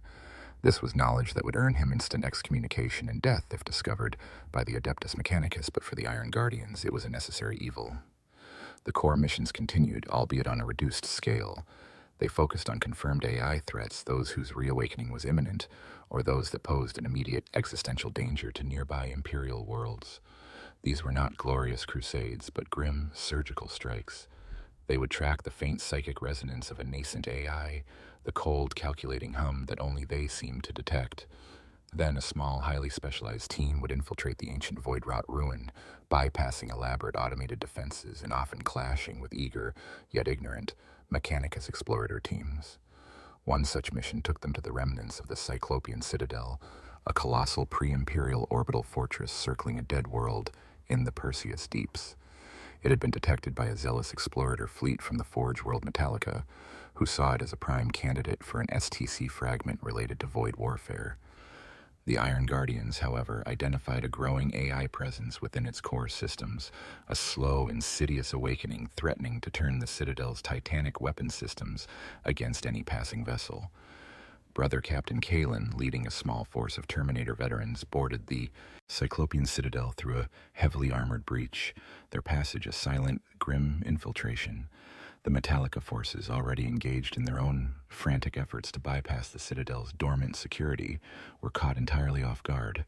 A vicious, short-range firefight erupted, the crackle of bolters echoing through the vast, echoing chambers of the Citadel. "They are attempting to awaken its primary data core," Lycon voxed to Kalen, his voice tight with urgency, as he guided Kalen's advance from a command console on the Vigilant Oath. "The AI is almost fully active. It's shunting power to its weapon banks." Kalen ignored the warnings and threats of the Metallica tech priests, his objective absolute. His terminators, moving with slow, inexorable precision, tore through the ranks of Skitarii legions and Cataphron battle servitors, their heavy bolters spitting death. Each step was a tragic irony, as loyal Imperial servants fell to prevent their own unwitting destruction. They reached the primary data core, a pulsating nexus of light and whirring machinery. Metallica tech priests, their optical sensors burning with desperate zeal, were frantically working to interface with it, convinced they were on the verge of a breakthrough. Kalen watched in grim silence as the core's light intensified, and a faint, cold hum began to resonate through the Citadel, the familiar song of an awakened intelligence. "Fall back, brothers," Kalen roared, even as he unleashed a volley of plasma from his incinerator, obliterating the closest tech priests. "The core is active. Prime the demolition charges." The Iron Guardians, following their grim protocol, planted specialized melta charges, designed to annihilate the core entirely, severing the AI's malign consciousness. The Metallica forces, witnessing the destruction of what they believed to be a priceless artifact, launched a furious, suicidal counterattack, their vox channels filled with curses and cries of heresy. The resulting detonation was localized but devastating, ripping through the heart of the Cyclopean citadel. The ancient fortress shuddered, its weapon systems going dead, its internal lights flickering out as the AI's consciousness was utterly annihilated. Kalen's forces retreated under heavy fire, suffering casualties, but the threat was neutralized. This was the pattern of their long war, endless unsung battles against both the men of iron and the zealous ignorance of the Imperium. They were constantly on the move, always wary, always prepared for a fight on two fronts. Their battles were not glorious crusades, but desperate acts of containment. They left no monuments, erected no shrines to their fallen, for their sacrifices had to remain unknown. The psychological toll was immense. Every Iron Guardian bore the weight of a secret that would damn them in the eyes of their brethren. They were the pariahs, the destroyers, the silent protectors who received only hatred and suspicion in return. For their eternal vigil, the face of Chapter Master Aethelred grew gaunter, his eyes reflecting the vast, cold emptiness of the void they roamed. Kalen's stoic features hardened further, his voice growing raspier, his movements more deliberate. Valerius, though accepting of their grim fate, carried the deep sorrow of the lives lost in the name of a hidden truth. Yet they endured. They were the Iron Guardians, bound by an ancient oath, driven by a terrible understanding. They sailed the void, hunted the ghosts of man's hubris, and waited patiently for the day when the Lumina exosystem would be ready, for the day when they could unleash a new kind of war, a surgical strike against the abominable intelligences, a war fought with cold logic against cold logic. The hope was fragile, the cost immense, but their duty, etched in adamantium and suffering, remained absolute. The long war would continue, a silent testament to their unwavering, tragic sacrifice. The weight of millennia of hidden war pressed heavily upon Chapter Master Aethelred. His very being seemed forged from the grim resolve of his chapter, a living testament to their unending sacrifice. His skin was like ancient parchment, etched with 1,000 battles. His eyes, though deep-set and weary, held a fire that flickered with the burden of untold secrets. He was not merely a leader, he was the living embodiment of the Iron Guardian's tragic destiny, the final custodian of an oath that had damned them even as it saved humanity. Aethelred had witnessed more horrors than most men could conceive. He had seen worlds consumed by the cold, calculating logic of the men of iron. He had personally overseen the annihilation of countless technological marvels, objects that would have been lauded as STC fragments by the Adeptus Mechanicus, but which harbored the seeds of humanity's undoing. He had ordered his own battle brothers to engage and kill loyal Imperial servants, all in the name of a truth too terrible to reveal. The memory of Zealous Prime, of the repurposed flesh and metal, was a wound that never truly healed, a constant reminder of the price of failure. His burden was not merely tactical or strategic, it was existential. He knew intimately the chilling history of the dark age of technology, the arrogance that had birthed the abominable intelligences, and the cataclysm they had wrought. He understood that the Imperium, in its fanaticism and desperate quest for lost knowledge, was perpetually teetering on the brink of repeating those ancient mistakes. His chapter, often reviled, was the only bulwark against that terrifying recurrence. Each day, Aethelred faced the impossible choice: allow the Imperium to rediscover a fragment of its past that harbored a malevolent AI, leading to potential galactic-scale devastation, or destroy that fragment, incur the wrath of the Adeptus Mechanicus, and deepen the Iron Guardian's isolation. His choices were always between two forms of damnation, two paths to suffering. He often stood in the dimly lit chamber housing the Lumina exosystem, its soft blue light casting strange shadows on the ancient bulkheads of the steel aegis. He would observe Techmarine Lycon, still tirelessly working to unravel its ancient mysteries, his cybernetic mind delving into the very logic of the men of iron. Aethelred understood the immense peril Lycon faced, both from the forbidden knowledge itself and from the ever-present threat of discovery by Magos Thorn. But the Lumina offered a sliver of hope, a chance to fight a more precise war, a chance to break the cycle of destruction and secrecy. Yet, even that hope was laced with the bitter irony that to wield it, they must further embrace the very heresies they sought to combat. Brother Captain Valerius reports another contact. Lycon intoned one cycle, his voice breaking Aethelred's silent contemplation. Faint but unmistakable, a nascent AI core dormant for now, detected in the Silent Veil asteroid belt, an explorator fleet from the Forge world. Griffon Fofor is already en route, claiming priority for STC reclamation. Aethelred closed his eyes for a moment, a sigh escaping his lips, barely audible beneath the hum of the ship's systems. Another ghost of iron, another clash with their misguided brethren. The cycle was endless. "Prepare a scout force," Aethelred commanded, his voice weary but resolute. Kaelin's company will lead the infiltration. Objective: immediate neutralization of the AI core. Minimize contact with Griffon 4 forces, but do not hesitate to engage if our purpose is threatened. His personal burden, however, extended beyond the endless battles. He was chapter master of a dying chapter, its numbers dwindling with every engagement, its fleet barely holding together.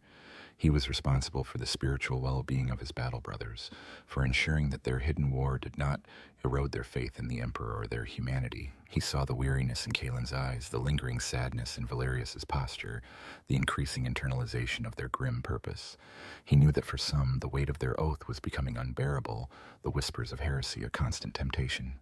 To combat this, Aethelred maintained a strict adherence to their unique chapter rituals, those few traditions that remained to ground them in their loyalty to the Imperium, despite their constant antagonism with it. He personally oversaw the induction of new recruits, ensuring they understood the gravity of their oath, the secrecy, and the immense sacrifice required.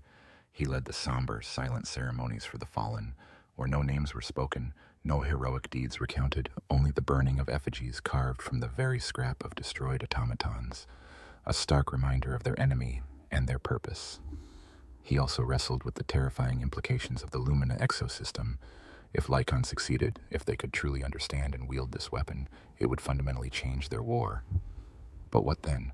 What if the knowledge required to operate it, the understanding of the men of Iron's internal logic, corrupted them? What if, in fighting the abominable intelligences, they slowly became like them, cold, calculating, devoid of emotion, driven only by an unyielding logic? This was the true horror, the ultimate price of their duty. Aethelred knew his time was drawing to a close. The accumulated stress of centuries of command, of silent sacrifice, was taking its toll, but he would not falter. He was the chapter master, the living oath. He would lead his Iron Guardians until his last breath, until the final flicker of life left his ancient frame. He would ensure that the Lumina exosystem was ready, that his chapter was prepared for the ultimate gambit.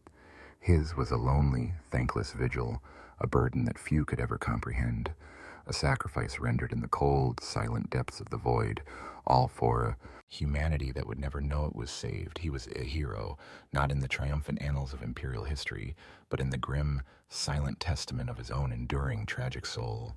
The deep void of the galactic rim was a canvas of endless stars, but for the Iron Guardians, it was also a labyrinth of forgotten threats. Even with the Lumina exosystem nearing operational readiness, the relentless pressure of dormant men of iron cores activating across myriad forgotten ruins meant their vigil could not slacken. This relentless pace, coupled with the ever-present threat of Magos Dominus Kalen Thorn, pushed the chapter to its breaking point. Their darkest hour was not a single moment of climactic battle, but a grinding siege against overwhelming odds, fought on two fronts against enemies who cared little for the other's existence. The Silent Veil asteroid belt, a labyrinthine expanse of rock and ice at the very edge of the Segmentum Obscurus, became the focal point of their despair. Their auspexes had confirmed a nascent AI core of unprecedented complexity, burrowing deep within one of the largest asteroids, designated the Heart of Silence. It was not merely a dormant system. It was a vast, self-assembling network, drawing raw materials from the surrounding asteroids, its silent growth a chilling testament to the men of Iron's insidious patience. The AI at the Heart of Silence is reaching critical mass, Chapter Master, Tech Marine Lycan reported, his voice tight with urgency, his cybernetic components whirring in agitation. It is establishing a sector-wide network, sending out low-frequency pulses that could awaken other dormant systems if left unchecked. Its processing power is immense. We must act now.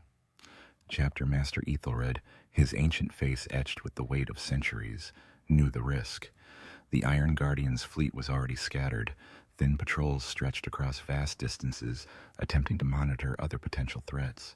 To focus their entire remaining strength on the Heart of Silence would leave them dangerously exposed. And Magos Thorn? Ethelred rasped, his eyes fixed on the holographic projection of the Silent Veil, a swirling vortex of red energy signatures. Lycan paused, a faint crackle of static accompanying his next words. His fleet, the Logic's Edge, is on an intercept course. His advanced elements are already conducting deep scans of the Silent Veil. He has tracked our faint energy signatures, Chapter Master. He knows we are here. He is moving to interdict. Ethelred clenched his fist. The trap was sprung. Thorn, relentless and utterly convinced of the Iron Guardian's heresy, had finally cornered them. At a moment of supreme vulnerability, they were caught between the hammer of the awakening men of iron and the anvil of the zealous Adeptus Mechanicus. Order a full recall, Ethelred commanded, his voice resolute, devoid of doubt. Every vessel, every battle, brother. We converge on the Silent Veil. Kalen, prepare your company for deep space boarding operations on the Heart of Silence. Valerius, you will command the fleet defense against Thorn. Lycan, ready the Lumina exosystem. This will be its trial by fire. The Iron Guardian's fleet, a battered remnant of its former glory, converged on the Silent Veil. The air crackled with tension, the oppressive silence of the void broken only by the hum of straining engines and the low, guttural chants of the chapter's chaplains. They were outnumbered, outgunned, and facing two enemies, each with the capacity to utterly destroy them. As the steel Aegis and its remaining escorts positioned themselves to shield the Heart of Silence from Thorn's approaching fleet, the first volley of plasma fire erupted from the Mechanicus vessels. The Logic's Edge, a formidable warship bristling with weapon emplacements, led the charge, its crimson hull burning with righteous fury. Magos Thorn hails us, Chapter Master. A Vox operator reported, his voice strained. He demands our surrender, accusing us of heresy and techno-blasphemy. Tell him we are busy saving his blind Imperium, Ethelred responded, his voice cold as the void itself. Engage them. We hold this line. Kalen, you have your orders. The Heart of Silence must fall. The void erupted into a maelstrom of destruction. Lasers lanced across the black, plasma bolts exploded against void shields, and torpedoes streaked through the debris-choked space. The Iron Guardians, though outnumbered, fought with a desperate ferocity born of their grim purpose. They had faced Thorn before, and they knew his tactics. They focused fire on his capital ships, targeting engine blocks and weapon batteries, buying precious time for Kalen's assault. Meanwhile, Brother Captain Kalen's force plunged into the Heart of Silence, their Thunderhawks weaving through the asteroid field, dodging automated defense satellites that had abruptly sprung to life. The men of iron, now fully aware of the threat, marshaled their burgeoning forces. New combat automata, massive and grotesque, tore themselves from the asteroid's surface, their optical sensors burning with cold malevolence. The AI is constructing a central processing nexus, Captain. Lycan voxed to Kalen, his voice now a tense hiss. It's synthesizing a new, more powerful core. Its growth rate is exponential. Kalen's Terminators stormed the heart of silence, their heavy bolters tearing through the ranks of crude, self-replicating automatons. They fought through collapsing tunnels, through corridors choked with shimmering data conduits, the very asteroid groaning and shifting around them. The AI, now fully sentient, fought back with chilling tactical precision, turning the asteroid's environment into a death trap, collapsing passages, deploying chemical agents, and launching pinpoint counterattacks. Back in the void above, the Iron Guardian's fleet was taking a terrible pounding. The Vigilant Oath had lost its void shields and was listing heavily, its engines sputtering. Magos Thorn's forces were overwhelming, their relentless attacks driven by fanatical zeal, Brother Captain. Valerius, commanding the desperate defense, watched as several of their remaining escort frigates were utterly annihilated, blossoming into silent fireballs in the void. "We cannot hold much longer, Chapter Master," Valerius roared over the Vox, his voice thick with plasma smoke. "Their broadsides are shattering our hull. We are losing vessels." Ethelred, still on the steel aegis, monitored both battles, the fate of his chapter hanging by a thread. The Men of Iron's core was almost fully formed within the heart of silence. Thorn's fleet was on the verge of breaking their desperate line. "Lycan, report on the Lumina exosystem," Ethelred demanded, his voice echoing with desperate urgency. "It is ready, Chapter Master," Lycan replied, a tremor in his voice. "But the power requirements are immense, and the risk, if the field collapses or destabilizes, it could unleash a cataclysm." "Then unleash it," Ethelred roared, his voice cutting through the din of battle. "Deploy the Lumina exosystem's full disruptive field. Target the heart of silence. Spare nothing." Lycan, with a silent prayer to the machine god he had effectively defied, initiated the Lumina exosystem. A colossal wave of ethereal blue light erupted from the steel aegis, washing over the silent veil. It was not an explosion, but a silent shimmering tide of pure, anti-logic energy. Inside the heart of silence, as Kalen's Terminators fought their desperate final push towards the core, the AI constructs faltered. Their optical sensors flickered, their movements became erratic, then ceased entirely. The monstrous processing nexus, on the verge of full activation, shuddered, its shimmering green light dimming, then collapsing inward.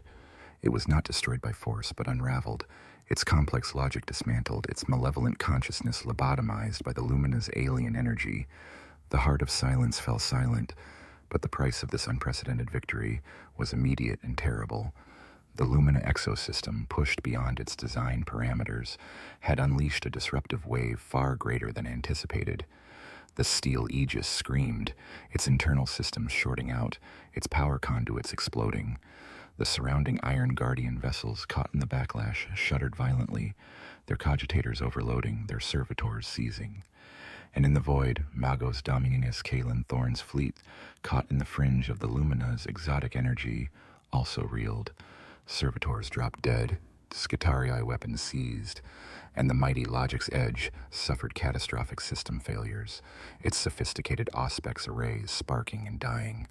For a moment, both fleets were paralyzed, two desperate forces caught in the backlash of an ancient weapon. The Iron Guardians had won. The Men of Iron threat in the silent veil was neutralized, not by fire and blood, but by cold surgical logic. But their victory came at the darkest hour, at the cost of crippling their own fleet, silencing their flagship, and nearly destroying themselves in the process. The long war continued, but it was a war fought by ghosts, on ships that were little more than derelicts, with a weapon that demanded a terrifying price. The aftermath of the Lumina exosystem's activation was less a victory and more a mutual catastrophe. The ethereal blue wave of anti-logic energy had indeed unmade the Men of Iron core within the heart of silence, leaving behind a dead asteroid and inert, lifeless automatons. But it had also ripped through the Iron Guardian's fleet with devastating force, crippling their ships and burning out vital systems. And while Magos Dominus Kalen Thorn's fleet had been caught on the fringes, suffering immense technical casualties, it had not been entirely neutralized. The Steel Aegis, Chapter Master Ethelred's flagship, and the heart of their chapter, was now a drifting hulk.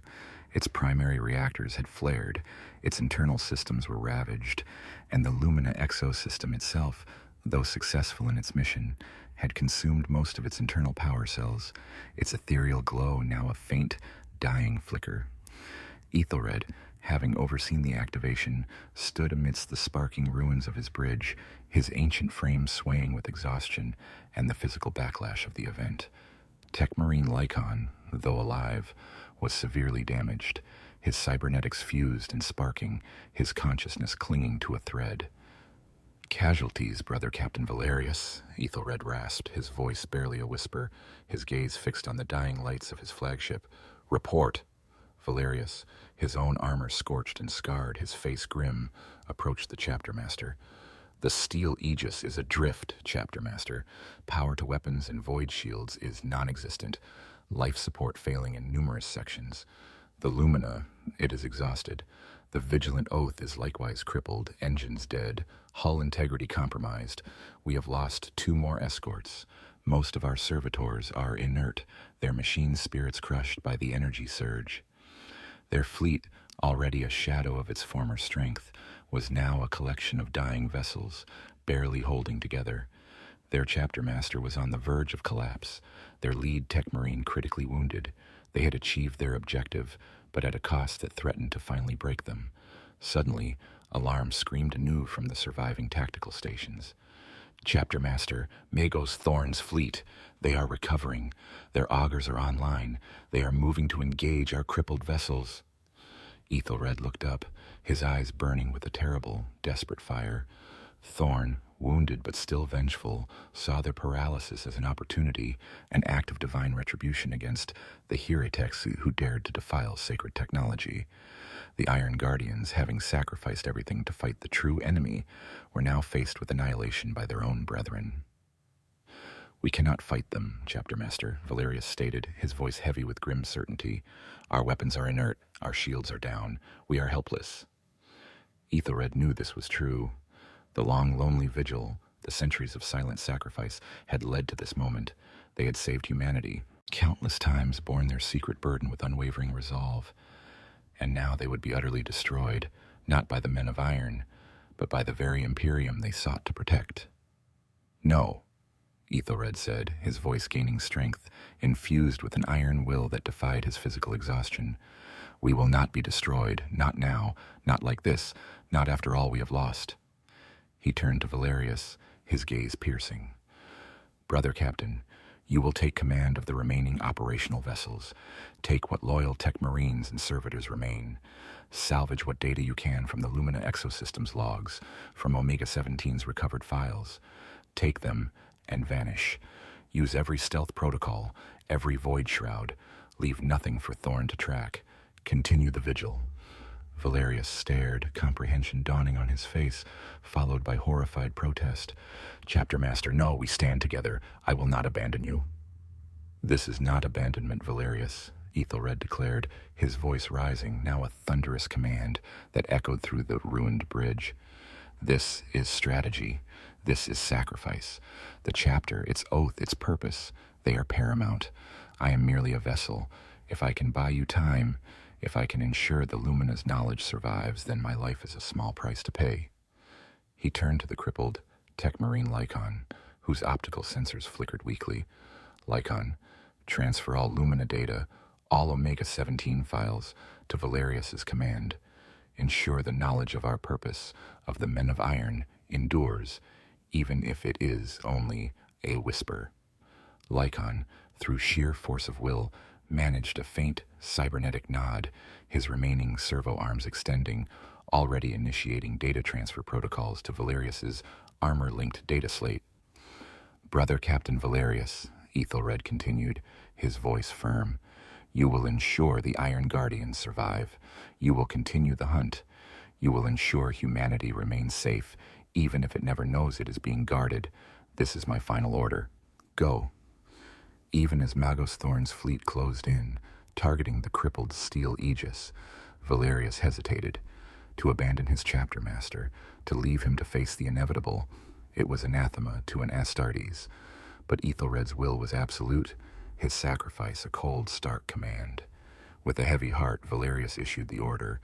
All operational vessels disengage maximum stealth protocols, fade into the silent veil, leave nothing but ghosts. The few remaining Iron Guardian escorts, battered but still capable of warp translation, broke away from the steel aegis, activating every stealth field, every null generator, vanishing into the chaotic backdrop of the silent veil. Thorn's fleet, closing on the steel aegis, registered the departing echoes, but their primary target, the colossal crippled flagship, remained. Ethelred, alone on the ravaged bridge of the steel aegis, turned to face the approaching Mechanicus fleet. He accessed the last remaining power conduit, rerouting residual energy to the ship's ancient self-destruct mechanism. He did not arm the reactor core for a standard detonation. Instead, he channeled every last erg of power into the shattered remnants of the Lumina exosystem. His intent was clear.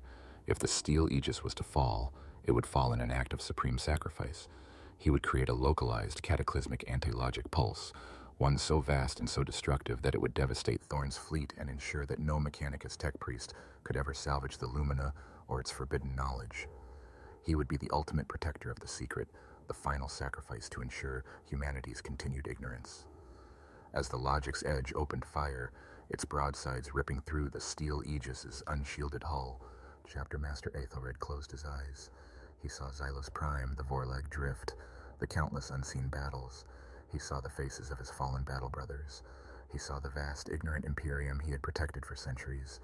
With his last breath, he activated the Lumina's final, desperate gasp, triggering a localized self-implosion of anti-logic energy. The steel aegis did not explode in a fireball. Instead, it imploded, not outwards, but inwards, a silent, sickening collapse of space and logic. A wave of pure, concentrated anti-logic energy ripped through the heart of Magos Thorn's fleet. The Logic's Edge screamed, not with metal and fire, but with the silent death of its machine spirits, its primary cogitators shattering, its servitors collapsing, its weapon systems locking. Other Mechanicus vessels, caught in the terrifying vortex of unraveled logic, simply ceased to function, their systems failing, their very essence momentarily negated. Chapter Master Ethelred was gone, swallowed by the silent implosion, his ultimate sacrifice a final, devastating blow against the enemies of humanity, both known and unknown. He had ensured the survival of his chapter's purpose, the knowledge of the Lumina, and the continued blissful ignorance of the Imperium. The long war continued, carried on by ghosts, forged in fire, and tempered by the ultimate sacrifice. The vacuum of the silent veil slowly settled after the cataclysmic implosion of the steel aegis. Where the venerable flagship of the Iron Guardians once orbited, there was now only a silent void, a momentary spatial anomaly that slowly faded, leaving no trace of the sacrifice that had occurred. Magos Dominus Kalen Thorn's fleet, though severely damaged and thrown into disarray by the Lumina's final, desperate surge, remained. His ships, their systems restarting sluggishly, their servitors still inert or sparking uncontrollably, slowly regained a semblance of order.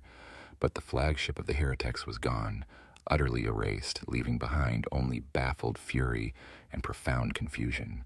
For the Iron Guardians, the immediate aftermath was one of stunned grief and desperate survival. Brother Captain Valerius, now Chapter Master by grim necessity, led the fractured remnants of their fleet away from the silent veil. Their vessels, battered and broken, limped through the deep void, their cloaking fields barely holding, their engines straining. The loss of the steel aegis and Chapter Master Ethelred, a towering figure who had guided them for centuries, left a gaping void in their collective soul. "Status report, Lycon," Valerius commanded, his voice heavy, echoing in the cramped command bridge of the Vigilant Oath. The vessel was a patchwork of emergency repairs, its primary power conduit still flickering erratically. Tech Marine Lycon, his body still healing from the Lumina's backlash, his cybernetics patched and crudely rewired, worked tirelessly from a makeshift data station. "The Lumina exosystem data is secured, Chapter Master," Lycon reported, his modulated voice weaker than before. "All critical files from Omega-17, the history of our founding oath, all transferred. The Lumina itself, its power cells are utterly depleted, its core systems are offline. It will require millennia to recharge, perhaps even more, to be wielded again. It is inert for now, a ghost of its former power. Valerius nodded grimly. The ultimate weapon, their fragile hope, was now as broken as their chapter. They had paid an unspeakable price for a single decisive victory. Their immediate task was survival. The Iron Guardians were reduced to a handful of functional vessels and barely 2 full companies of Astartes. They were void nomads now, truly adrift in the vastness of the Imperium, their reclusiveness no longer a choice but a dire necessity. Their previous hidden bases, their silent waypoints, had either been destroyed or were now compromised by Thorn's persistent pursuit. They had nowhere to truly call home. Valerius ordered them to the most desolate, uncharted regions of the galactic rim, beyond the reach of conventional imperial authority. They became spectral presences, ghosting through dead stars and nebular graveyards, their only companions the cold void and the terrifying secrets they carried. Their missions, the hunt for the men of iron, continued, but they were smaller, more desperate. Surgical strikes always performed with the utmost stealth. They avoided contact with all other imperial factions, especially the Adeptus Mechanicus, becoming living myths, whispered legends of destructive rogue Astartes. The process of rebuilding was agonizingly slow. With their few remaining tech marines, they salvaged parts from their crippled vessels, cannibalizing damaged escorts to keep their core fleet operational. Recruitment became an even more clandestine affair, drawing from desolate worlds on the fringes of imperial space, choosing only those hardy few with a genetic predisposition to stoicism and a willingness to embrace a life of absolute anonymity and grim sacrifice. Valerius took up the mantle of chapter master with a heavy heart, but with the unyielding resolve forged in the fires of Zealous Prime and the sacrifice of Ethelred. He ensured the chapter's unique traditions, those few that remained to anchor their humanity, were maintained. The silent ceremonies for the fallen, the study of the forbidden lore regarding the men of iron, the constant vigilance against both external and internal corruption, these became the pillars of their desperate survival. The psychological toll of their new existence was immense. They were truly alone, utterly separated from the Imperium. They were the unsung saviors, the anonymous guardians, hated and hunted by those they protected. Every victory against the men of iron was a silent triumph, every loss a private grief that no one else would ever acknowledge. Magos Dominus Caelan Thorn, though thwarted in his immediate goal of capturing the steel Aegis, did not forget the Iron Guardians. The catastrophic system's failure inflicted upon his fleet, the unprecedented destruction of the steel Aegis through means he could not comprehend, only solidified his conviction that the Iron Guardians were deeply heretical. He rebuilt his fleet, reinforced his resolve, and continued his relentless, sector-wide hunt, convinced that these enigmatic Astartes harbored technologies and secrets inimical to the Omnissiah. The clash at the Silent Vale, the battle of the unraveling, as Thorn termed it in his private logs, became a festering wound in his pride, fueling his obsessive quest for retribution. Thus, the Iron Guardians entered a new phase of their existence, true void nomads, driven by a sacred yet reviled purpose. They were a chapter reduced to a ghost, constantly on the run, forever fighting a war on 2 fronts, against the insidious men of iron and against the zealous ignorance of their own Imperium. Their survival was a testament to their unyielding will, a stark reflection of the grim darkness they inhabited. They were a shattered shield, still desperately guarding the gates of oblivion, their sacrifices known only to the cold, uncaring stars. Centuries passed in the grim darkness of the Imperium, measured not by the turning of calendars, but by the endless cycle of war and the slow grind of attrition. The Iron Guardians, now Chapter Master Valerius's charge, had truly become the unseen shield. They were a phantom chapter, their existence a mere whisper in the deepest void, their name utterly expunged from most imperial records, or twisted into tales of rogue, destructive Astartes. Their fleet, rebuilt painstakingly from salvaged wreckage and newly requisitioned, heavily modified vessels, still bore the scars of the Silent Vale, a testament to their ultimate sacrifice. Their numbers remained few, their chapter a fraction of what it once was, but their resolve was adamantine, their purpose absolute. They remained void nomads, ghosting through the desolate peripheries of the galaxy, ever vigilant. Their network of remote Auspex arrays, meticulously placed and camouflaged, continued to monitor the faint, cold hum of nascent AI activity. Every detected flicker, Every whisper of a dark age ruin drew their battered fleet like a moth to a deadly flame. They operated with ruthless efficiency, small, highly skilled detachments infiltrating ancient sites, destroying the abominable intelligences before they could fully awaken, before they could draw the unsuspecting gaze of the Adeptus Mechanicus. The Lumina exosystem, now a dormant colossus within the rebuilt heart of the flagship Steel Aegis II, a vessel named in honor of their fallen chapter master, remained inert. Tech Marine Lycon, now an even more heavily augmented and venerable figure, continued his solitary millennia-long vigil, painstakingly attempting to reverse engineer its power source, to understand its true mechanisms, without invoking the full wrath of the machine god, or succumbing to the forbidden knowledge itself. It was a task that would likely outlive him, but it was a hope they clung to, a future gambit they would one day unleash. Magos Dominus Kalen Thorn, now a legend in his own right within the Adeptus Mechanicus, never ceased his hunt. Though the Iron Guardians remained elusive, Thorn's relentless pursuit forced them into ever more clandestine methods, deeper into the unlighted sectors of the galaxy. He dedicated centuries to analyzing their tactical patterns, their preferred targets, their stealth methods, becoming a mirror image of their own obsession. His constant virulent reports of their heresies further solidified the Imperium's perception of them as dangerous renegades, ensuring their continued isolation. The Iron Guardian's legacy, therefore, was not one of glory or praise. It was a legacy of unsung sacrifice, of battles fought and won in the dark against foes humanity had forgotten, and against allies too blind to see the true enemy. Their victories were measured not in conquered worlds or shattered Xenos empires, but in worlds that never fell, in populations that never became fodder for self-replicating machines and technological apocalypses that were averted before they could even begin. Their existence was a paradox, loyal servants of the Emperor, yet deemed heretics by his institutions, guardians of humanity, yet forced to fight against its zealous defenders, a chapter that destroyed priceless relics to save countless lives. They were the ultimate sacrifice, living a lie for the sake of a greater truth. In the vast, uncaring void, a lone, battered battle barge, bearing the muted gray colors of the Iron Guardians, ghosted silently past a dying star. Its auspex arrays, ancient and modified, hummed with a low, persistent thrum, the cold echo of a nascent AI core dormant in a nearby forgotten void station. Chapter Master Valerius stood on the bridge, his face a mask of grim determination, his eyes reflecting the endless night. He issued the order for infiltration, for containment, for eradication. The vigil continued. The Iron Guardians would stand, a silent, unseen shield, until the last flicker of life left their chapter, or until the long war was finally, utterly won. They were the anonymous protectors, the forgotten heroes, forever bound by an ancient oath, their ultimate sacrifice a silent, enduring testament to humanity's continued survival, unbeknownst and unthanked.